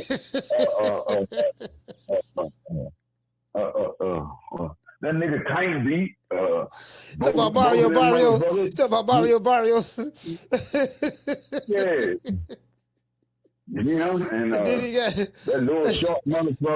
Talk about Pitbull. Pitbull at 140. Yeah. Oh, he at 140. Yeah, 140. Oh yeah, that's right. He's 140. Yeah, but ain't nobody in that motherfucking welterweight shit. They can beat everybody in that. So what you gonna do? Just sit on the stool and wait for somebody to come in? Hey, Gray, look, you know, Thanksgiving coming up, man. Get your ass up, man, and move the fuck on up, man. Hey, Gray, Thanksgiving. Fuck on that shit. You know, don't be like the Claw. You know, the Claw been talking all this time, all this year. Oh, we can fight. We got to see one another and all that. Look what's happening now. There's no motherfucking well. This shit was gonna happen. Oh, he can go to another motherfucker weight and score. He standing right there. You know, but they were playing for Tank to come. But what was they playing for Tank to move up so much for? You know what I'm saying? This little midget motherfucker. Hey, you know? Hey, Gray. If I ever see that nigga, man, I got something to tell you. Hey, Gray. No bullshit, that little nigga Tank. Hey, Gray, check this out. Huh? Thanksgiving coming up, right? My kids finna get ready to leave. What I gotta do, I gotta help them, right? Yeah, you gonna have a hell of a fight on Thanksgiving. We ain't even got no shit like that. I'm sick of that football shit, man. That football shit that made me bust up two of my motherfucking TVs in my motherfucking family room, man. You know what I mean? Hey, Gray. Hey, Gray. Great, listen. All that football, I don't even look at that shit no more, man. All right, cool. Hey, great. Listen. I don't look at it. My son and all them look at that shit. I don't look at that shit no more. Hey, great. All I look at is broccoli, man. Hey, great. That's what I got for me. Great. Great, I gotta go. Yeah. I gotta go. Yeah. All right, I'm gonna talk to you, all right? All right, I'm here till tomorrow. Is you still on the air, man? I mean, what you got on, man? I'm on the air. I got a red shirt on and a red hat, war hat. You talking about what, war on it? Yeah. Huh? Yeah. Yeah, when you laughing, motherfucker, I don't see you laughing on TV. I hear you laughing on the phone. Right, well, look, great. Let's check this out. I gotta go, man. I'm gonna get at you tomorrow, right? Yeah, man. I see y'all, man. Shit, I see y'all motherfuckers, man. This shit making me crazy around here, man. I'm telling you, man. I got enough going on that motherfucking casino letting these people fuck me out with my motherfucking money, man. I'm sick of these motherfuckers, man. You know what I mean? These motherfuckers snatch all these motherfucking corn. I mean, all these chips and shit running past the motherfucker. Stupid motherfucker. You know you can't bring them chips back in there, you damn fool. This nigga just snatched 3, 4 big ass rats out that motherfucker and run out there. God damn, man. All right, great. They might well open their wild joints back up in this town. You know what I mean? All right, great. Look, man. Hey, shout out to Gray, man. DC, stand up. Salute, brother. I love you, man. Shout out to Gray, man. Motherfucking Gray. God damn. Gray. Hey, bro. I was trying to get out the phone for about 20 minutes. Hey, shout out to Gray, man. Yeah. Dang, man. Anyway. Hold on, man. Damn, Gray. Anyway, hey, shout out to, I read that one there. Shout out to Chucky. Hey, okay. Dropping that $2 super chat. He said he lost his house on Norman. All right. Shout out to Chucky. Hey, okay. Dropping that $2 super chat. He said coach got real tip. Man, bro. Man, fam. Matter of fact, this the last call, man. This the last call. I gotta go. Shit. I ain't accepting no more calls after this one. Caller, what's the name you called from? Your last call. 9 Live from Texas. 9 Live 2 times. Talk to me. Hey, man, you know what surprised me, man? When old Deebo Dev came out on that road, man, looking like a real throwback fighter, man. I knew then, man, there was something different about the kid, man. What you think? Yeah, I don't know. You know, he came down the road, Deebo did his thing. I'm really trying to set this show down right now, to be honest with you. But go ahead. Yeah, that's all I wanted, man. All right, shout out to 9 Live, Texas Stand Up. Yeah, I'm trying to set the show down. At this point. Anyway, man, shout out to everybody, man. Let me give everybody a shout out, man. Shout out to everybody who called the show. Shout out to DC Gray. Hey, okay. Shout out to Coach Eddie. Hey, okay. Shout out to Jamie. Hey, okay. Freddie from Oakland. Hey, okay. Shout out to Mob Ties. Hey, okay. Shout out to Michi from College Park. Hey, okay. Shout out to Damien from Detroit. Hey, okay. 9 Lives 2 times. Hey, okay. Let's see. Shout out to Chucky. Hey, okay. Shout out to Raymond Walker. Hey, okay. Shout out to Benny Brunker. Hey, okay. Green Eyes P. Hey, okay. Shout out to Nate the Great. Hey, okay. Freddie Chapman. Hey, okay. Master Goku. Hey, okay. G5 from the Bronx. Hey, okay. And also, we want to dedicate this show to the hood. I want to thank the whole hood who came out here. I love y'all. I did this for the hood. Y'all know I beat that boy. Hey, man, shout out to Schoolo. Schoolo saying his birthday tomorrow, man. Salute to you, fam. Happy birthday, man. Salute to you, fam. Y'all know what it is, man. Give everybody a shout out. Shout out to Deebo. Come Deebo. Who? Deebo. What's up, y'all? What's up, Red? What you got on my 40, homie? Hey, man. Hey, man. It is what it is, man. It is what it is, man. You know what, man? Some of these dudes, hey, man, you know, some of these dudes need to hang out with the Puerto Ricans. I felt like a Puerto Rican in this hair. I felt Puerto Rican. Y'all know I loves me some Puerto Rican. I felt Puerto Rican in this. Rican. Yeah, man. Shout out to the face of boxing. Hey.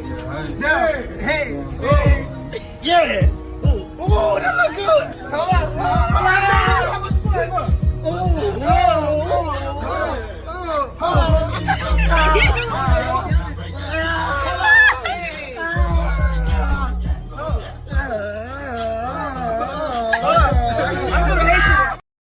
Hey. Hey, fam. Boy, that doggone Gray boy. Boy, I ain't gonna lie, boy. But listen, I mess with Gray heavy, boy. I rock with Gray heavy. You dig? Like Gray boy. Boy, listen, man, when I go to DC, he the first person I gotta meet. Outside once I get hook up with Anthony Peterson and them, I gotta meet him, bro. For real though.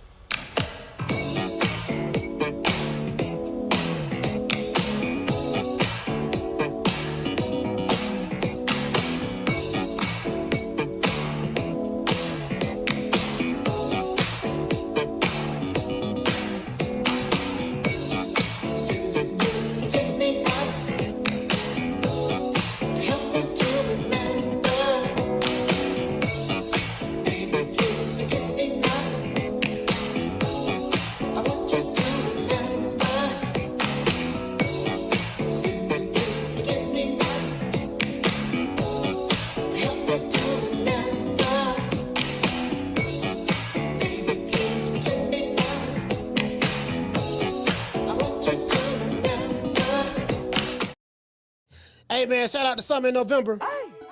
The lovely Miss Black Panther. Shakur Hands. Shout out to Daniel.